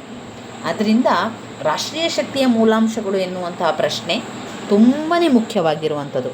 ಎಷ್ಟು ಅಂಕಕ್ಕೆ ಅಂತ ಬಂದಾಗ ಹೆಚ್ಚಾಗಿ 15 ಅಂಕಕ್ಕೆ, ಕೆಲವೊಮ್ಮೆ 10 ಅಂಕ ಕೂಡ ಕೊಡ್ತಾರೆ, 5 ಅಂಕಕ್ಕೂ ಕೂಡ ಕೊಡ್ತಾರೆ. ಆದ್ದರಿಂದ ಇದೊಂದು ತುಂಬಾ ಮುಖ್ಯವಾಗಿರುವಂಥ ಪ್ರಶ್ನೆ. ಪಾಯಿಂಟ್ಸ್ ಆದರೂ ಬಾಯ್ಪಾಠ ಮುಖಾಂತರ ಆದರೂ ಕೂಡ ನೀವು ಕಲ್ತ್ಕೊಳ್ಳಿ, ಅರ್ಥ ಮಾಡುವುದರ ಮುಖಾಂತರ ಆದರೂ ಕಲ್ತ್ಕೊಳ್ಳಿ. ಒಟ್ಟಿನಲ್ಲಿ ರಾಷ್ಟ್ರೀಯ ಶಕ್ತಿಯ ಮೂಲಾಂಶಗಳ ಪಾಯಿಂಟ್ಸ್ಗಳು ನಿಮಗೆ ಬರಬೇಕು. ಇದರಲ್ಲಿ ಮುಖ್ಯವಾಗಿ 2 ಪಾಯಿಂಟ್ಸ್ಗಳಿರುವಂಥದ್ದು. ಅಂದರೆ ಗೋಚರ ಅಥವಾ ಸ್ಥಿರ ಮೂಲಾಂಶ, ಅಗೋಚರ ಅಥವಾ ಅಸ್ಥಿರ ಮೂಲಾಂಶ. ಗೋಚರ ಅಂದರೆ ಕಣ್ಣಿಗೆ ಕಾಣುವಂತಹ ಅಂಶ, ಅಗೋಚರ ಅಂತ ಹೇಳಿ ಕಣ್ಣಿಗೆ ಕಾಣದಂಥ ಅಂಶ. ಒಟ್ಟು 2 ಪಾಯಿಂಟ್ಸ್. ಆ 2 ಪಾಯಿಂಟ್ಸಲ್ಲಿ ಮತ್ತೆ 4 ಪಾಯಿಂಟ್ಸ್ಗಳನ್ನು ಕಾಣ್ಬೋದು. ಗೋಚರ ಸ್ಥಿತ್ಯಂತರ ಮೂಲಾಂಶದಲ್ಲಿ 4 ಪಾಯಿಂಟ್ಸ್ಗಳಿದೆ, ಮತ್ತು ಅಗೋಚರ ಅಥವಾ ಸ್ಥಿರ ಮೂಲಾಂಶಗಳಲ್ಲೂ ಕೂಡ ಮತ್ತೆ 4 ಪಾಯಿಂಟ್ಸ್ಗಳನ್ನು ಕೂಡ ಕಾಣ್ಬೋದು ನಾವು. ಈಗ ರಾಷ್ಟ್ರೀಯ ಶಕ್ತಿಯ ಮೂಲಾಂಶ ಅಂತ ಬಂದಾಗ ಒಂದು ರಾಷ್ಟ್ರದ ರಾಷ್ಟ್ರೀಯ ಶಕ್ತಿಯ ಬಗ್ಗೆ ತಿಳಿದುಕೊಳ್ಬೇಕಾದ್ರೆ ಅದರ ಮೂಲಾಂಶಗಳನ್ನು ತಿಳಿದುಕೊಳ್ಬೇಕು. ಈ ಅಂಶಗಳೇ ಒಂದು ರಾಷ್ಟ್ರದ ಶಕ್ತಿಯನ್ನು ನಿರ್ಧರಿಸುವಂಥ ಅಂಶ ಆಗಿದೆ. ಆದರೆ ರಾಷ್ಟ್ರೀಯ ಶಕ್ತಿಯನ್ನು ಕರಾರುವಕ್ಕಾಗಿ ಅಳೆಯಲಿಕ್ಕೆ ಸಾಧ್ಯ ಇಲ್ಲ. ಈ ವಿಷಯದಲ್ಲಿ ಸ್ಕಿಲ್ಲರ್ ಅವರು ಹೇಳಿರುವಂತೆ ಏನು ಹೇಳ್ತಾರೆ ಅಂದರೆ, ಹೆಚ್ಚು ಎಂದರೆ ಶಕ್ತಿಯನ್ನು ಕರಾರುವಕ್ಕಾಗಿ ಅಳೆಯುವುದಕ್ಕಿಂತ ಅದನ್ನು ಅಂದಾಜು ಮಾಡಬಹುದು. ಈ ಅಂದಾಜನ್ನು ಪ್ರತಿಯೊಂದು ವಿದೇಶಾಂಗ ನೀತಿಯ ರಚನೆ ಮತ್ತು ಅನುಷ್ಠಾನದಲ್ಲಿ ಮಾರ್ಗದರ್ಶಿಯಾಗಿ ಕೂಡ ಬಳಸಬಹುದು. ಹಾಸ್ ಮತ್ತು ವೈಟಿಂಗರ್ ಅವರು ರಾಷ್ಟ್ರೀಯ ಶಕ್ತಿಯ ಮೂಲಾಂಶಗಳನ್ನು ಈ ರೀತಿಯಾಗಿ ವರ್ಗೀಕರಿಸಿದ್ದಾರೆ: ಗೋಚರ ಅಥವಾ ಸ್ಥಿರ ಮೂಲಾಂಶ, ಅಗೋಚರ ಅಥವಾ ಅಸ್ಥಿರ ಮೂಲಾಂಶ. ಒಂದು ಗೋಚರವಾಗಿರುವಂಥದ್ದು, ಇನ್ನೊಂದು ಅಗೋಚರವಾಗಿರುವಂಥದ್ದು, ಅಥವಾ ಸ್ಥಿರ ಮೂಲಾಂಶ ಅಥವಾ ಅಸ್ಥಿರ ಮೂಲಾಂಶ ಎನ್ನುವಂಥದ್ದನ್ನು ನೆನಪಲ್ಲಿ ಇಟ್ಕೊಳ್ಳಿ. ಗೋಚರ ಅಥವಾ ಸ್ಥಿರ ಮೂಲಾಂಶದಲ್ಲಿ ಮತ್ತೆ 4 ಪಾಯಿಂಟ್ಸ್: 1 ಭೌಗೋಳಿಕ ಅಂಶ, 2 ಜನಸಂಖ್ಯೆ, 3 ನೈಸರ್ಗಿಕ ಸಂಪನ್ಮೂಲಗಳು, 4 ತಾಂತ್ರಿಕ ಜ್ಞಾನ. ಭೌಗೋಳಿಕ ಅಂಶ, ಜನಸಂಖ್ಯೆ, ನೈಸರ್ಗಿಕ ಸಂಪನ್ಮೂಲ, ತಾಂತ್ರಿಕ ಜ್ಞಾನ. ಭೌಗೋಳಿಕ ಅಂಶ, ಜನಸಂಖ್ಯೆ, ನೈಸರ್ಗಿಕ ಸಂಪನ್ಮೂಲಗಳು, ತಾಂತ್ರಿಕ ಜ್ಞಾನ. ಇದು ಗೋಚರದಲ್ಲಿ ಕಾಣುವಂಥದ್ದು. ಭೌಗೋಳಿಕ ಅಂಶದ ಅಂದರೆ ಏನು? ಭೌಗೋಳಿಕ ಅಂಶ ಅಂತ ಹೇಳಿದರೆ ಅದು ನಮ್ಮ ರಾಷ್ಟ್ರೀಯ ಶಕ್ತಿಯ ಬಹುಮುಖ್ಯವಾದ ಒಂದು ಮೂಲಾಂಶ. ಅದರಲ್ಲಿ ಏನೆಲ್ಲ ಬರ್ತದೆ? ಭೌಗೋಳಿಕ ಅಂಶ ಅಂತ ಬಂದಾಗ ಅಲ್ಲಿ ವಾಯುಗುಣ ಬರ್ತದೆ, ಭೂಪ್ರದೇಶ ಬರ್ತದೆ, ಸ್ವರೂಪ ಬರ್ತದೆ, ಭೌಗೋಳಿಕ ನೆಲೆ ಅಂತ ಬರ್ತದೆ, ಭೂಪ್ರದೇಶದ ಗಾತ್ರ ಅಂತ ಬರ್ತದೆ. ಅದರಲ್ಲೂ ಕೂಡ 4 ಪಾಯಿಂಟ್ಸನ್ನು ಕಾಣ್ಬೋದು: ವಾಯುಗುಣ, ಭೂಪ್ರದೇಶ, ಸ್ವರೂಪ, ಭೌಗೋಳಿಕ ನೆಲೆ, ಭೂಪ್ರದೇಶ ಎನ್ನುವಂಥ 5 ಪಾಯಿಂಟ್ಸ್ಗಳನ್ನು ಕೊಟ್ಟಿದ್ದಾರೆ. ವಾಯುಗುಣ ಅಂತ ಬಂದಾಗ, ವಾಯುಗುಣ ಅಂದರೆ ಏನು? ರಾಷ್ಟ್ರೀಯ ಶಕ್ತಿಯನ್ನು ನಿರ್ಧರಿಸುತ್ತದೆ. ಇದು ವಾಸ್ತವಿಕವಾಗಿ ಒಂದು ರಾಷ್ಟ್ರದ ಭೌಗೋಳಿಕ ನೆಲೆಯು ವಾಯುಗುಣ ಎನ್ನುವ ಪಾತ್ರವನ್ನು ನಿರ್ಧರಿಸುತ್ತದೆ. ಜನರ ಸಂಸ್ಕೃತಿ ಇರ್ಬೋದು, ಅವರ ಆರ್ಥಿಕ ಸ್ಥಿತಿ ಇರ್ಬೋದು, ಪರಿಸ್ಥಿತಿಗಳು ಇರ್ಬೋದು, ಆರೋಗ್ಯ ಇರ್ಬೋದು, ಧಾರ್ಮಿಕ ಪರಂಪರೆಗಳಿರ್ಬೋದು, ಎಲ್ಲವೂ ಕೂಡ ವಾಯುಗುಣದಿಂದ ನಿರ್ಧಾರವಾಗ್ತದೆ. ಒಂದು ದೇಶದ ವ್ಯವಸಾಯದ ಪ್ರಗತಿ ಆಗಿರುವಂಥದ್ದು ಅಥವಾ ಹಿಂದುಳಿದಿರುವುದಕ್ಕೆ ಆ ದೇಶದ ವಾಯುಗುಣ ಕಾರಣ. ಈಗ ಒಂದು ಕೃಷಿ ಕೆಲಸ ಹಿಂದುಳಿತಾ ಇದೆ ಅಥವಾ ಒಂದು ಕೃಷಿ ಕೆಲಸ ಕೆಳಮಟ್ಟಕ್ಕೆ ಹೋಗ್ತಾ ಇದೆ ಅಂತ ಹೇಳಿದರೆ ಅದು ಕಾರಣ ಏನು? ಆ ಪ್ರದೇಶದ ವಾಯುಗುಣ. ಆದ್ದರಿಂದ ಹೆಚ್ಚು ಶೀತ, ಹೆಚ್ಚು ಉಷ್ಣವಲಯ ಅಲ್ಲದ ಸಮಶೀತೋಷ್ಣವಾದ ವಾಯುಗುಣ ರಾಷ್ಟ್ರೀಯ ಶಕ್ತಿ ಬೆಳವಣಿಗೆಗೆ ತುಂಬಾ ಪ್ರಯೋಜನಕಾರಿಯಾಗಿದೆ. ಇನ್ನು ಭೂಪ್ರದೇಶ ಅಂತ ಬರ್ತದೆ. ಭೂಪ್ರದೇಶದ ಸ್ವರೂಪವನ್ನು ನೋಡಿದರೆ ರಾಷ್ಟ್ರೀಯ ಶಕ್ತಿ ಅಥವಾ ಅದರ ಬಲಹೀನತೆಗೆ ಕಾರಣವಾಗಬಹುದು. ಭೂಪ್ರದೇಶದ ಸ್ವರೂಪದಲ್ಲಿ ಸಮುದ್ರ ತೀರ, ನದಿಗಳು, ಪರ್ವತ ಶ್ರೇಣಿಗಳು, ಸರೋವರಗಳು, ಕಣಿವೆಗಳು, ಮೈದಾನ ಪ್ರದೇಶಗಳು ಮುಂತಾದವು ರಾಷ್ಟ್ರದ ಶಕ್ತಿಯನ್ನು ನಿರ್ಧರಿಸುವ ಅಂಶ. ಅಡಕವಾದ ಅಥವಾ ಒತ್ತಾದ ಭೂಪ್ರದೇಶದಿಂದ ಗುಡಿಗಳ ರಕ್ಷಣೆ ಸುಲಭ ಆಗ್ತದೆ ಮತ್ತು ಸರಕುಗಳ ಆಂತರಿಕ ಸಾಗಾಣಿಕೆಗೆ ಕೂಡ ಸಹಕಾರಿಯಾಗಿರುತ್ತದೆ. ಒಂದು ರಾಷ್ಟ್ರವು ಪರ್ವತ ಶ್ರೇಣಿಗಳಿಂದ ಕೂಡಿದ್ದರೆ ಸಾರಿಗೆ ಸಂಪರ್ಕ ಕಷ್ಟ ಆಗ್ತದೆ. ದ್ವೀಪ ಸಮೂಹವನ್ನು ಹೊಂದಿರುವ ರಾಷ್ಟ್ರಗಳು ರಕ್ಷಣೆ, ಸಾರಿಗೆ ಸಂಪರ್ಕ, ರಾಷ್ಟ್ರೀಯ ಏಕತೆಗೂ ಸಂಬಂಧಿಸಿದಂತೆ ಹಲವಾರು ಸಮಸ್ಯೆಗಳನ್ನು ಎದುರಿಸಬೇಕಾಗ್ತದೆ. ಇನ್ನು 3ನೇದು ಭೌಗೋಳಿಕ ನೆಲೆ. ಭೌಗೋಳಿಕ ನೆಲೆಯು ಒಂದು ರಾಷ್ಟ್ರದ ಶಕ್ತಿಯನ್ನು ನಿರ್ಧರಿಸುವ ಅಂಶ ಆಗಿದೆ. ಈ ಅಂಶ ರಾಜ್ಯದ ಆರ್ಥಿಕ ವ್ಯವಸ್ಥೆಯ ಮೇಲೆ ಪರಿಣಾಮ ಬೀರುವುದರ ಜೊತೆಗೆ ಒಂದು ರಾಷ್ಟ್ರದ ಸಾಮರ್ಥ್ಯ ನಿರ್ಧರಿಸುತ್ತದೆ. ಒಂದು ರಾಷ್ಟ್ರವು ದ್ವೀಪವಾಗಿದ್ದರೆ ಅಥವಾ ಪರ್ಯಾಯ ದ್ವೀಪವಾಗಿದ್ದರೆ ನೌಕಾಬಲವನ್ನು ಅಭಿವೃದ್ಧಿಪಡಿಸಿಕೊಂಡು ಪ್ರಮುಖ ನೌಕಾಶಕ್ತಿಯಾಗಿ ಬೆಳೆಯಲು ಸಾಧ್ಯವಾಗ್ತದೆ. ಸಮುದ್ರ ತೀರ ಸೌಕರ್ಯವಿಲ್ಲದ ರಾಷ್ಟ್ರಗಳು ಬಲಿಷ್ಠ ನೌಕಾಬಲವನ್ನು ಹೊಂದಲು ಸಾಧ್ಯವಿಲ್ಲ. ಆದುದರಿಂದ ರಾಷ್ಟ್ರಶಕ್ತಿಯ ಎಂತಹ ಭೌಗೋಳಿಕ ನೆಲೆಯನ್ನು ಹೊಂದಿದೆ ಎಂಬುದನ್ನು ಅವಲಂಬಿತವಾಗಿರ್ತದೆ. ರಾಷ್ಟ್ರದ ಭೂಪ್ರದೇಶದ ಗಾತ್ರ ಅಥವಾ ವಿಸ್ತೀರ್ಣ ರಾಷ್ಟ್ರೀಯ ಶಕ್ತಿಯನ್ನು ನಿರ್ಧರಿಸುತ್ತದೆ. ಭೂಪ್ರದೇಶ ಹೆಚ್ಚು ವಿಸ್ತಾರವಾಗಿದ್ದರೆ ಅದು ರಾಷ್ಟ್ರದ ರಕ್ಷಣಾ ಶಕ್ತಿಯನ್ನು ಹೆಚ್ಚಿಸಿ ಬಲಿಷ್ಠ ರಾಷ್ಟ್ರವಾಗಿ ಬೆಳೆಯಲು ಸಹಾಯ ಮಾಡ್ತದೆ. ಅಲ್ಲದೆ ಹೆಚ್ಚಿನ ನೈಸರ್ಗಿಕ ಸಂಪನ್ಮೂಲಗಳು ದೊರೆತು ವ್ಯವಸಾಯ ಮತ್ತು ಕೈಗಾರಿಕಾ ಕ್ಷೇತ್ರದಲ್ಲಿ ಪ್ರಗತಿಯನ್ನು ಸಾಧಿಸಬಹುದು. ಆದರೆ ದೊಡ್ಡ ಗಾತ್ರದಿಂದ ಮಾತ್ರವೇ ಒಂದು ರಾಷ್ಟ್ರ ಒಂದು ಬಲಿಷ್ಠ ರಾಷ್ಟ್ರವಾಗುತ್ತದೆ ಎಂದು ತಿಳಿಯಬಾರದು.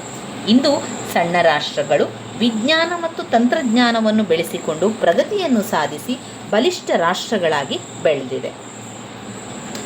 2ನೇಯ ಒಂದು ಗೋಚರ ಮೂಲಾಂಶ ಅಂತ ಹೇಳಿದರೆ ಜನಸಂಖ್ಯೆ. ಇದೆಲ್ಲ ನಾವು ಕಣ್ಣಿಗೆ ಕಾಣುವಂಥ ಅಂಶಗಳು. ಒಂದು ರಾಷ್ಟ್ರೀಯ ಶಕ್ತಿ ಅಂತ ಬಂದಾಗ ಭೌಗೋಳಿಕ ಅಂಶಗಳಿರ್ಬೋದು, ಜನಸಂಖ್ಯೆ ಇರ್ಬೋದು, ನೈಸರ್ಗಿಕ ಸಂಪನ್ಮೂಲಗಳು, ತಾಂತ್ರಿಕ ಜ್ಞಾನ, ಇದೆಲ್ಲವೂ ಕೂಡ ಗೋಚರವಾಗಿ ಕಣ್ಣಿಗೆ ಕಾಣುವಂಥ ವಿಚಾರಗಳಾಗಿರುವುದರಿಂದ ಇವುಗಳು ಸ್ಥಿರವಾದ ಮೂಲಾಂಶಕ್ಕೆ ಬರುವಂಥದ್ದು. ಜನಸಂಖ್ಯೆ ಅಂತ ಬಂದಾಗ ಏನೆಲ್ಲ ಬರೀಬಹುದು? ಒಂದು ರಾಷ್ಟ್ರದ ಶಕ್ತಿ ಅಂತ ಬಂದಾಗ ಅಲ್ಲಿನ ಜನಸಂಖ್ಯೆ, ನಿಜವಾಗಿಯೂ ನಾವು ನೋಡಿದರೆ ಒಂದು ರಾಷ್ಟ್ರ ಅಂತ ಬಂದಾಗ ಅಲ್ಲಿ ಜನಸಂಖ್ಯೆ ಬೇಕೇ ಬೇಕು. ಜನಸಂಖ್ಯೆ ಇಲ್ಲದ್ರೆ ಅಲ್ಲಿ ಶಕ್ತಿ ಹೇಗೆ ಬರ್ತದೆ? ಒಂದು ರಾಷ್ಟ್ರದ ಶಕ್ತಿಯನ್ನು ಅಲ್ಲಿನ ಜನಸಂಖ್ಯೆ ಆಧಾರದ ಮೇಲೆ ನಿರ್ಧರಿಸಬಹುದು. ಯಾವ ರಾಷ್ಟ್ರದಲ್ಲಿ ಯುದ್ಧ ಅಥವಾ ಆರ್ಥಿಕ ಉತ್ಪಾದನೆ ಹೆಚ್ಚಳಕ್ಕೆ ಜನ ಬಲವಿರುತ್ತದೆಯೋ ಆ ರಾಷ್ಟ್ರವನ್ನು ಅತ್ಯಂತ ಬಲಶಾಲಿ ರಾಷ್ಟ್ರವೆಂದು ಕರೆಯಬಹುದು. ಅಲ್ಲಿ ಆ ರಾಷ್ಟ್ರವನ್ನು ಅತ್ಯಂತ ಬಲಶಾಲಿ ರಾಷ್ಟ್ರವಂತ ಕರಿಬೇಕು ಅಂತಾದರೆ ಅಲ್ಲಿ ಜನಬಲವಿರುವಂಥದ್ದು. ಯುದ್ಧ ಹಾಗೂ ಶಾಂತಿಯ ಕಾಲದಲ್ಲಿ ಆ ಜನಬಲವಿದ್ದರೆ ಯಾವುದೇ ರಾಷ್ಟ್ರದ ಅಭಿವೃದ್ಧಿಗೆ ಕಷ್ಟ ಆಗೋದಿಲ್ಲ. ಯಾಕಂದರೆ ಅಲ್ಲಿ ಯುದ್ಧ ಮಾಡಲಿಕ್ಕೆ ಅಲ್ಲಿ ಸೈನಿಕರಿರ್ತಾರೆ, ಜನರಿರ್ತಾರೆ ಎನ್ನುವ ಕಾರಣದಿಂದಾಗಿ. ಇಂದು ಯುದ್ಧ ತಂತ್ರಗಳಲ್ಲಿ ನಾವು ನೋಡಿದರೆ ತೀವ್ರತರ ಹಾಗೂ ಹೊಸ ಬದಲಾವಣೆಗಳಾಗಿದ್ದರೂ ಶಕ್ತಿಶಾಲಿ ರಾಷ್ಟ್ರಗಳು ತಮ್ಮ ಸೈನ್ಯದ ಬಲವನ್ನು ಮಾತ್ರ ಕಡಿಮೆಗೊಳಿಸಿಲ್ಲ. ಶಕ್ತಿಶಾಲಿ ರಾಷ್ಟ್ರ ಅಂತ ಆಗಬೇಕು ಅಂತಾದರೆ ಅಲ್ಲಿ ಜನಬಲ ಇರಲೇಬೇಕು. ಉತ್ಪಾದನೆ ಹೆಚ್ಚಾಗಬೇಕಾದ್ರೆ ಜನಸಂಖ್ಯೆ ಬೇಕು. ಶ್ರಮವಹಿಸಿ ದುಡಿಯಬೇಕಾದ ಅವಶ್ಯಕತೆ ಅಲ್ಲಿರ್ತದೆ. ಜನಸಂಖ್ಯೆಯ ಪ್ರಮಾಣದಂತೆ ಅವರ ಗುಣಮಟ್ಟ ಕೂಡ ಅತಿ ಮುಖ್ಯ ಆಗ್ತದೆ. ಆಧುನಿಕ ಕಾಲದ ತಾಂತ್ರಿಕ ಕ್ಷೇತ್ರಗಳಿಗೆ ಇಂದು ಹೆಚ್ಚು ಬುದ್ಧಿವಂತರಾದ ಮತ್ತು ಪರಿಣತರಾದ ವ್ಯಕ್ತಿಗಳು ಕೂಡ ಬೇಕು. 18ರಿಂದ 45 ವರ್ಷಗಳ ನಡುವಿನ ಸದೃಢರಾದ ಜನರುಳ್ಳ ರಾಷ್ಟ್ರವು ಉತ್ಪಾದನೆಗೆ ಬೇಕಾದ ಶ್ರೇಷ್ಠ ಜನಬಲವನ್ನು ಹೊಂದಿದ್ದು ಅದರಿಂದ ರಾಷ್ಟ್ರವು ಹೆಚ್ಚು ಶಕ್ತಿಶಾಲಿಯಾಗಬಹುದಾಗಿರುತ್ತದೆ. ಇದರೊಂದಿಗೆ ಅಕ್ಷರಸ್ಥರಾದ ಜನ ಹೆಚ್ಚಿದಷ್ಟು ಉತ್ಪಾದನೆಗೆ ಮತ್ತು ದೇಶದ ಸರ್ವತೋಮುಖ ಪ್ರಗತಿಗೆ ಅನುಕೂಲವಾಗಿರುತ್ತದೆ. 3ನೇ ಪಾಯಿಂಟ್, ನೈಸರ್ಗಿಕ ಸಂಪನ್ಮೂಲಗಳು. ನೈಸರ್ಗಿಕ ಸಂಪನ್ಮೂಲಗಳು ರಾಷ್ಟ್ರದ ಶಕ್ತಿಯ ಬೆನ್ನೆಲುಬು ಅಂತ ಹೇಳ್ಬೋದು. ರಾಷ್ಟ್ರದಲ್ಲಿ ದೊರೆಯುವಂತಹ ಖನಿಜ ಸಂಪತ್ತು, ಅರಣ್ಯ ಸಂಪತ್ತು, ಫಲವತ್ತಾದ ಭೂಮಿ, ನದಿ, ಸರೋವರ, ವಿದ್ಯುತ್ ಶಕ್ತಿ ಮುಂತಾದವುಗಳು ರಾಷ್ಟ್ರೀಯ ಶಕ್ತಿಗೆ ಅಗತ್ಯವಾಗಿದೆ. ಆಹಾರ ಪದಾರ್ಥಗಳಲ್ಲದೆ ಕಲ್ಲಿದ್ದಲು, ಕಬ್ಬಿಣದ ಅದಿರು, ಎಣ್ಣೆ ಪದಾರ್ಥಗಳು, ತೈಲ ಇದೆಲ್ಲ ಕೂಡ ಮುಂತಾದವು ರಾಷ್ಟ್ರೀಯ ಶಕ್ತಿಯ ಬೆಳವಣಿಗೆಗೆ ಬಹಳ ಸಹಕಾರಿಯಾಗಿದೆ. ಇಂದಿನ ಯುದ್ಧಗಳು ಹೆಚ್ಚು ಹೆಚ್ಚು ತಾಂತ್ರಿಕತೆಯಿಂದ ಕೂಡಿರುವುದರಿಂದ ಯಾವ ರಾಷ್ಟ್ರಗಳು ಕೈಗಾರಿಕೆಯಲ್ಲಿ ಪ್ರಗತಿಯನ್ನು ಸಾಧಿಸುತ್ತದೆಯೋ ಆ ರಾಷ್ಟ್ರಗಳು ಪ್ರಬಲವಾದ ಸೇನಾ ಬಲವನ್ನು ಹೊಂದಿರಲು ಸಾಧ್ಯ. ಖನಿಜ ಸಂಪತ್ತು ಕೈಗಾರಿಕೆಗಳಿಗೆ ಬೇಕಾದ ಅಗತ್ಯ ವಸ್ತು. ಆದುದರಿಂದ ಒಂದು ರಾಷ್ಟ್ರದ ಶಕ್ತಿಯಲ್ಲಿ ಖನಿಜ ಸಂಪತ್ತಿನ ಪಾತ್ರ ಪ್ರಮುಖವಾಗಿದೆ. ಒಂದು ರಾಷ್ಟ್ರದಲ್ಲಿ ಸಂಪನ್ಮೂಲಗಳು ಇದ್ದರೆ ಮಾತ್ರ ಅದು ರಾಷ್ಟ್ರದ ಶಕ್ತಿಯಾಗಿ ಪರಿಣಮಿಸುವುದಿಲ್ಲ. ಈ ಸಂಪನ್ಮೂಲಗಳನ್ನು ಮಾನವ ಶಕ್ತಿ ಮತ್ತು ತಾಂತ್ರಿಕ ಜ್ಞಾನವನ್ನು ಬಳಸಿ ಜನರಿಗೆ ಉಪಯುಕ್ತವಾಗುವ ವಸ್ತುಗಳಾಗುವಂತೆ ಪರಿವರ್ತಿಸಬೇಕು. ಒಂದು ರಾಷ್ಟ್ರದ ಸೈನಿಕ ಶಕ್ತಿ ಹಾಗೂ ರಾಜಕೀಯ ಶಕ್ತಿ ಆ ರಾಷ್ಟ್ರದ ಕೈಗಾರಿಕಾ ಶಕ್ತಿಯನ್ನು ಅವಲಂಬಿಸಿದೆ. ಕಲ್ಲಿದ್ದಲು, ಕಬ್ಬಿಣದ ಅದಿರು, ತೈಲ ಮುಂತಾದವು ಯುದ್ಧಕ್ಕೆ ಹೆಚ್ಚಿನ ಉತ್ಪಾದನೆ, ಸಾಗಾಣಿಕೆಗೆ ಹಾಗೂ ಕೈಗಾರಿಕೆಗಳಿಗೆ ಅತ್ಯವಶ್ಯವಾಗಿದೆ. ಈ ಎಲ್ಲ ಕಾರಣಗಳಿಂದ ಒಂದು ರಾಷ್ಟ್ರದ ಸಂಪನ್ಮೂಲಗಳು ಆ ರಾಷ್ಟ್ರದ ಶಕ್ತಿಯನ್ನು ಹೆಚ್ಚಿಸಲು ಮಹತ್ತರವಾದ ಪಾತ್ರವನ್ನು ವಹಿಸುತ್ತದೆ. 4ನೇ ಪಾಯಿಂಟ್, ತಾಂತ್ರಿಕ ಜ್ಞಾನ. ತಾಂತ್ರಿಕ ಜ್ಞಾನವು ರಾಷ್ಟ್ರೀಯ ಶಕ್ತಿಯ ಮೇಲೆ ಪ್ರಭಾವವನ್ನು ಬೀರುವುದಷ್ಟೇ ಅಲ್ಲದೆ ಇಡೀ ಅಂತಾರಾಷ್ಟ್ರೀಯ ರಾಜಕಾರಣದ ಮೇಲೆ ಪ್ರಭಾವವನ್ನು ಬೀರುತ್ತದೆ. ಅದು ಒಂದು ಮಿಲಿಟರಿ ಶಕ್ತಿಯಾಗಿರ್ಬೋದು, ಕೈಗಾರಿಕೆ ಆಗಿರ್ಬೋದು, ಕೃಷಿ ಉತ್ಪಾದನೆಯನ್ನು ಹೆಚ್ಚಿಸಿಕೊಂಡು ಬಲಿಷ್ಠ ರಾಷ್ಟ್ರ ಕೂಡ ಆಗ್ಬೋದು. ತಾಂತ್ರಿಕ ಜ್ಞಾನವು ರಾಷ್ಟ್ರೀಯ ಶಕ್ತಿಯ ಮೇಲೆ ಪ್ರಭಾವ ಬೀರುವುದಷ್ಟೇ ಅಲ್ಲದೆ ಅದು ಏನು ಮಾಡ್ತದೆ, ಇಡೀ ಅಂತಾರಾಷ್ಟ್ರೀಯ ರಾಜಕಾರಣದ ಮೇಲೆ ಕೂಡ ಪ್ರಭಾವವನ್ನು ಬೀರ್ತದೆ. ಪ್ರತಿಯೊಂದು ರಾಷ್ಟ್ರ ತಾಂತ್ರಿಕ ಜ್ಞಾನದ ಮೂಲಕ ಸಂಪನ್ಮೂಲಗಳನ್ನು ಲಾಭದಾಯಕವಾಗಿ ಬಳಸಿಕೊಂಡು ಹೆಚ್ಚು ಉತ್ಪಾದನೆ ಮಾಡುವುದರ ಮೂಲಕ ಕೈಗಾರಿಕಾ ಅಭಿವೃದ್ಧಿ ಸಾಧಿಸಬಹುದಾಗಿದೆ. ತಾಂತ್ರಿಕ ಜ್ಞಾನ ಮತ್ತು ಅದರ ಬಳಕೆಯಿಂದ ಮಿಲಿಟರಿ ಶಕ್ತಿ, ಕೈಗಾರಿಕೆ, ಕೃಷಿ ಉತ್ಪಾದನೆಗಳನ್ನು ಹೆಚ್ಚಿಸಿಕೊಂಡು ಬಲಿಷ್ಠ ರಾಷ್ಟ್ರವಾಗಬಹುದು. ತಾಂತ್ರಿಕ ಜ್ಞಾನದಿಂದ ಸಂಶೋಧನಾ ಕೇಂದ್ರಗಳು, ಪ್ರಯೋಗಶಾಲೆಗಳು, ಕೈಗಾರಿಕೆಗಳು ಹೆಚ್ಚುತ್ತದೆ. ಈ ಜ್ಞಾನದಿಂದಾಗಿ ರಾಷ್ಟ್ರವು ಕಚ್ಚಾ ವಸ್ತುಗಳ ಪೂರೈಕೆಗಾಗಿ ಇತರ ರಾಷ್ಟ್ರಗಳನ್ನು ಅವಲಂಬಿಸುವುದನ್ನು ತಪ್ಪಿಸುತ್ತದೆ. ಪರಮಾಣು ಶಕ್ತಿ ಕಂಡುಹಿಡಿದಿರುವ ರಾಷ್ಟ್ರಗಳು ನದಿ ನೀರಿನ ಸಹಾಯವಿಲ್ಲದೆ ವಿದ್ಯುತ್ ಶಕ್ತಿಯನ್ನು ಉತ್ಪಾದಿಸುತ್ತದೆ. ಹೀಗೆ ವಿಶ್ವದ ರಾಷ್ಟ್ರಗಳು ತಾಂತ್ರಿಕತೆಯ ಉಪಯೋಗದಿಂದ ಬಲಿಷ್ಠ ರಾಷ್ಟ್ರಗಳಾಗಿ ಬೆಳೆದು ಅಂತಾರಾಷ್ಟ್ರೀಯ ಮಟ್ಟದಲ್ಲಿ ತಮ್ಮ ಪ್ರತಿಷ್ಠೆಯನ್ನು ಹೆಚ್ಚಿಸಿಕೊಳ್ಳಿಕ್ಕೆ ಪ್ರಯತ್ನಿಸುತ್ತದೆ. ಇವಿಷ್ಟು ರಾಷ್ಟ್ರೀಯ ಶಕ್ತಿಯ ಮೂಲಾಂಶಗಳಲ್ಲಿ ಗೋಚರದ ಅಂಶ. 2 ಪಾಯಿಂಟ್, ಗೋಚರ ಅಥವಾ ಸ್ಥಿರ ಮೂಲಾಂಶ, ಅಗೋಚರ ಅಥವಾ ಅಸ್ಥಿರ ಮೂಲಾಂಶ. ಮೊದಲನೇದಾಗಿ ಗೋಚರ ಅಥವಾ ಸ್ಥಿರ ಮೂಲಾಂಶ. ಅದರಲ್ಲಿ ಮತ್ತೆ 4 ಪಾಯಿಂಟ್ಸ್ಗಳು: ಭೌಗೋಳಿಕ ಅಂಶ, ಜನಸಂಖ್ಯೆ, ನೈಸರ್ಗಿಕ ಸಂಪನ್ಮೂಲಗಳು, ತಾಂತ್ರಿಕ ಜ್ಞಾನ. ಭೌಗೋಳಿಕ ಅಂಶದಲ್ಲಿ ವಾಯುಗುಣ, ಭೂಪ್ರದೇಶ ಸ್ವರೂಪ, ಭೌಗೋಳಿಕ ನೆಲೆ, ಭೂಪ್ರದೇಶದ ಗಾತ್ರ. ಜನಸಂಖ್ಯೆ, ಆಮೇಲೆ ನೈಸರ್ಗಿಕ ಸಂಪನ್ಮೂಲಗಳು, ತಾಂತ್ರಿಕ ಜ್ಞಾನ. ಇನ್ನು ಬರುವಂಥದ್ದು ರಾಷ್ಟ್ರೀಯ ಶಕ್ತಿಯ ಅಗೋಚರ ಅಂಶಗಳು ಇಲ್ಲಿದೆ. ರಾಷ್ಟ್ರೀಯ ಶಕ್ತಿಯ ಅಗೋಚರ ಅಥವಾ ಅಸ್ಥಿರ ಮೂಲಾಂಶಗಳಲ್ಲಿ ನಾವು ಎಷ್ಟು ಪಾಯಿಂಟ್ಸ್ಗಳು ಕೊಟ್ಟಿದ್ದಾರೆ? 3 ಪಾಯಿಂಟ್ಸ್ಗಳಿರುವಂಥದ್ದು. 1 ಸೈದ್ಧಾಂತಿಕ ವಿಚಾರಗಳು, 2 ನಾಯಕತ್ವ, 3 ರಾಷ್ಟ್ರೀಯ ಕಾರ್ಯ ಚೈತನ್ಯ. ರಾಷ್ಟ್ರೀಯ ಕಾರ್ಯ ಚೈತನ್ಯವಾಗಿರುವಂಥದ್ದು. ಸೈದ್ಧಾಂತಿಕ ವಿಚಾರ, ನಾಯಕತ್ವ, ರಾಷ್ಟ್ರೀಯ ಕಾರ್ಯ ಚೈತನ್ಯದ ಬಗ್ಗೆ ತಿಳ್ಕೊಳ್ಳೋಣ. ಸೈದ್ಧಾಂತಿಕ ವಿಚಾರಗಳು ಅಂತ ಬಂದಾಗ, ಸೈದ್ಧಾಂತಿಕ ವಿಚಾರಗಳು ರಾಷ್ಟ್ರೀಯ ಶಕ್ತಿಯ ಅಗೋಚರ ಅಂಶಗಳಲ್ಲಿ ಒಂದಾಗಿದೆ. ಮನುಷ್ಯನ ಭಾವನೆ, ಉದ್ರೇಕಗಳನ್ನು ಉತ್ತೇಜಿಸುವ ಅಥವಾ ಶಮನಗೊಳಿಸುವ ಸೈದ್ಧಾಂತಿಕ ವಿಚಾರಗಳು ರಾಷ್ಟ್ರೀಯ ಶಕ್ತಿಯನ್ನು ಹೆಚ್ಚು ಮಾಡುವುದರಲ್ಲಿ ಪ್ರಮುಖ ಪಾತ್ರವನ್ನು ವಹಿಸುತ್ತದೆ. ಒಂದೇ ರೀತಿಯ ಸೈದ್ಧಾಂತಿಕ ವಿಚಾರಗಳಲ್ಲಿ ನಂಬಿಕೆ ಹೊಂದಿರುವ ಜನರು ಬಹುಬೇಗನೆ ಒಟ್ಟಿಗೆ ಕಲಿತಾರೆ. ಸ್ನೇಡರ್ ಮತ್ತು ವಿಲ್ಸನ್ ಅವರ ಪ್ರಕಾರ ಜೀವನ, ಸಮಾಜ ಹಾಗೂ ಸರಕಾರದ ಬಗ್ಗೆ ಇವರು ವಿಚಾರಗಳ ಸಮೂಹವೇ ಸೈದ್ಧಾಂತಿಕ ವಿಚಾರ. ಇಂತಹ ವಿಚಾರಗಳನ್ನು ನಾವು ಬಳಸಿಕೊಂಡು ಅವುಗಳನ್ನು ಛಲದಿಂದ ಪಾಲಿಸ್ತೇವೆ. ಸೈದ್ಧಾಂತಿಕ ವಿಚಾರಗಳು ರಾಷ್ಟ್ರಕ್ಕಾಗಿ ದುಡಿಯಲು ಇಲ್ಲವೇ ಮಡಿಯಲು ನಮಗೆ ಕೆಲವು ಆದರ್ಶ ತತ್ವಗಳನ್ನು ನೀಡುತ್ತೇವೆ. ಸೈದ್ಧಾಂತಿಕ ವಿಚಾರಗಳು ಸಾಮಾಜಿಕ, ಆರ್ಥಿಕ, ಧಾರ್ಮಿಕ ವಿಚಾರಗಳಿಗೆ ಕೂಡ ಸಂಬಂಧಿಸಿರಬಹುದು. ಇನ್ನು ನಾಯಕತ್ವ ಅಂತ ಬಂದಾಗ, ಯೋಗ್ಯವಾದ ನಾಯಕತ್ವವು ರಾಷ್ಟ್ರೀಯ ಶಕ್ತಿಯ ಅಗೋಚರ ಅಂಶಗಳಲ್ಲಿ ಒಂದಾಗಿದೆ. ಒಂದು ರಾಷ್ಟ್ರವು ರಾಷ್ಟ್ರೀಯ ಶಕ್ತಿಯ ಎಲ್ಲ ಮೂಲಾಂಶಗಳನ್ನು ಪಡೆದಿದ್ದು ಉತ್ತಮ ನಾಯಕತ್ವ ಪಡೆಯದೇ ಇದ್ದರೆ ಅದು ಅಂತಾರಾಷ್ಟ್ರೀಯ ವಲಯದಲ್ಲಿ ಪರಿಣಾಮಕಾರಿ ಪಾತ್ರ ವಹಿಸಲು ಸಾಧ್ಯವಿಲ್ಲ. ರಾಷ್ಟ್ರದ ನಾಯಕರು ಪ್ರಾಮಾಣಿಕರು ಹಾಗೂ ದಕ್ಷರು ಆಗಿದ್ದಲ್ಲಿ ರಾಷ್ಟ್ರೀಯ ಶಕ್ತಿಯ ಇತರ ಮೂಲಾಂಶಗಳನ್ನು ರೂಢಿಸಿಕೊಳ್ಳುವ ಸಾಮರ್ಥ್ಯ ಕೂಡ ಇರುತ್ತದೆ. ನಾಯಕತ್ವವೆಂದರೆ ಕೇವಲ ರಾಜಕೀಯ ನಾಯಕತ್ವವಲ್ಲ, ಅದು ಎಲ್ಲ ಕ್ಷೇತ್ರಗಳಲ್ಲೂ ಕೂಡ ಸಂಬಂಧಿಸಿರುತ್ತದೆ. ರಾಷ್ಟ್ರೀಯ ಕಾರ್ಯಚೈತನ್ಯ. ಒಂದು ರಾಷ್ಟ್ರದ ಶಕ್ತಿಯನ್ನು ಆ ರಾಷ್ಟ್ರದ ಜನರ ಕಾರ್ಯಚೈತನ್ಯದ ಆಧಾರದ ಮೇಲೆ ನಿರ್ಧರಿಸಬಹುದಾಗಿದೆ. ರಾಷ್ಟ್ರಕ್ಕಾಗಿ ತಮ್ಮ ಸರ್ವಸ್ವವನ್ನು ತ್ಯಾಗ ಮಾಡಲು ಸಿದ್ಧರಾಗಿರುವ ಜನರ ಮಾನಸಿಕ ಸ್ಥಿತಿಯೇ ಮನೋಸ್ಥೈರ್ಯ ಅಥವಾ ಕಾರ್ಯಚೈತನ್ಯ. ನಿಷ್ಠೆ, ಪ್ರಾಮಾಣಿಕತೆ, ಸಹನೆ, ಧೈರ್ಯ ಮುಂತಾದ ಗುಣಗಳಿಂದ ಕೂಡಿದೆ. ಒಂದು ರಾಷ್ಟ್ರದ ಜನತೆಯು ತಮ್ಮ ವೈಯಕ್ತಿಕ ಹಿತಾಸಕ್ತಿಗಳನ್ನು ರಾಷ್ಟ್ರದ ಹಿತಾಸಕ್ತಿಗೋಸ್ಕರ ಎಷ್ಟರ ಮಟ್ಟಿಗೆ ತ್ಯಜಿಸಬಲ್ಲರು ಎಂಬುದರ ಮೇಲೆ ಆ ರಾಷ್ಟ್ರದ ಜನತೆಯ ಕಾರ್ಯಚೈತನ್ಯವು ಅವಲಂಬಿಸುತ್ತದೆ. ಯುದ್ಧ ಮತ್ತು ಶಾಂತಿ ಕಾಲದಲ್ಲಿ ಜನರಲ್ಲಿನ ತ್ಯಾಗ ಮನೋಭಾವನೆ ಬಹಳ ಮುಖ್ಯ. ಯುದ್ಧ ಕಾಲದಲ್ಲಿ ಜನರು ದೇಶಕ್ಕೋಸ್ಕರ ತಮ್ಮ ಪ್ರಾಣವನ್ನೇ ಕೊಡುವಂತಹ ಮನೋಸ್ಥೈರ್ಯವನ್ನು ಹೊಂದಿರಬೇಕು. ಹಾಗೆಯೇ ಶಾಂತಿ ಕಾಲದಲ್ಲಿ ದೇಶದ ಆರ್ಥಿಕ ಪ್ರಗತಿಯ ಸಾಧನೆಗೋಸ್ಕರ ತಮ್ಮ ವೈಯಕ್ತಿಕ ಹಿತವನ್ನು ಬಿಟ್ಟುಕೊಡಲು ಸಿದ್ಧರಿರಬೇಕು. ಮನೋಸ್ಥೈರ್ಯವು ಜನರನ್ನು ಶ್ರದ್ಧೆಯಿಂದ ಶ್ರಮವಹಿಸಿ ದುಡಿಯುವಂತೆ ಮಾಡುತ್ತದೆ. ಹೀಗೆ ರಾಷ್ಟ್ರದ ಜನತೆಯ ಕಾರ್ಯಚೈತನ್ಯ ಹೆಚ್ಚಿದಷ್ಟು ವಸ್ತುಗಳನ್ನು ಉತ್ಪಾದಿಸಬಹುದು, ಹೆಚ್ಚು ರಾಷ್ಟ್ರ ಪ್ರಗತಿಯನ್ನು ಸಾಧಿಸಬಹುದು. ಇಂತಹ ಕಾರ್ಯಚೈತನ್ಯ ರಾಷ್ಟ್ರಶಕ್ತಿಯ ಬೆಳವಣಿಗೆಗೆ ಅವಶ್ಯಕವಾಗಿದೆ.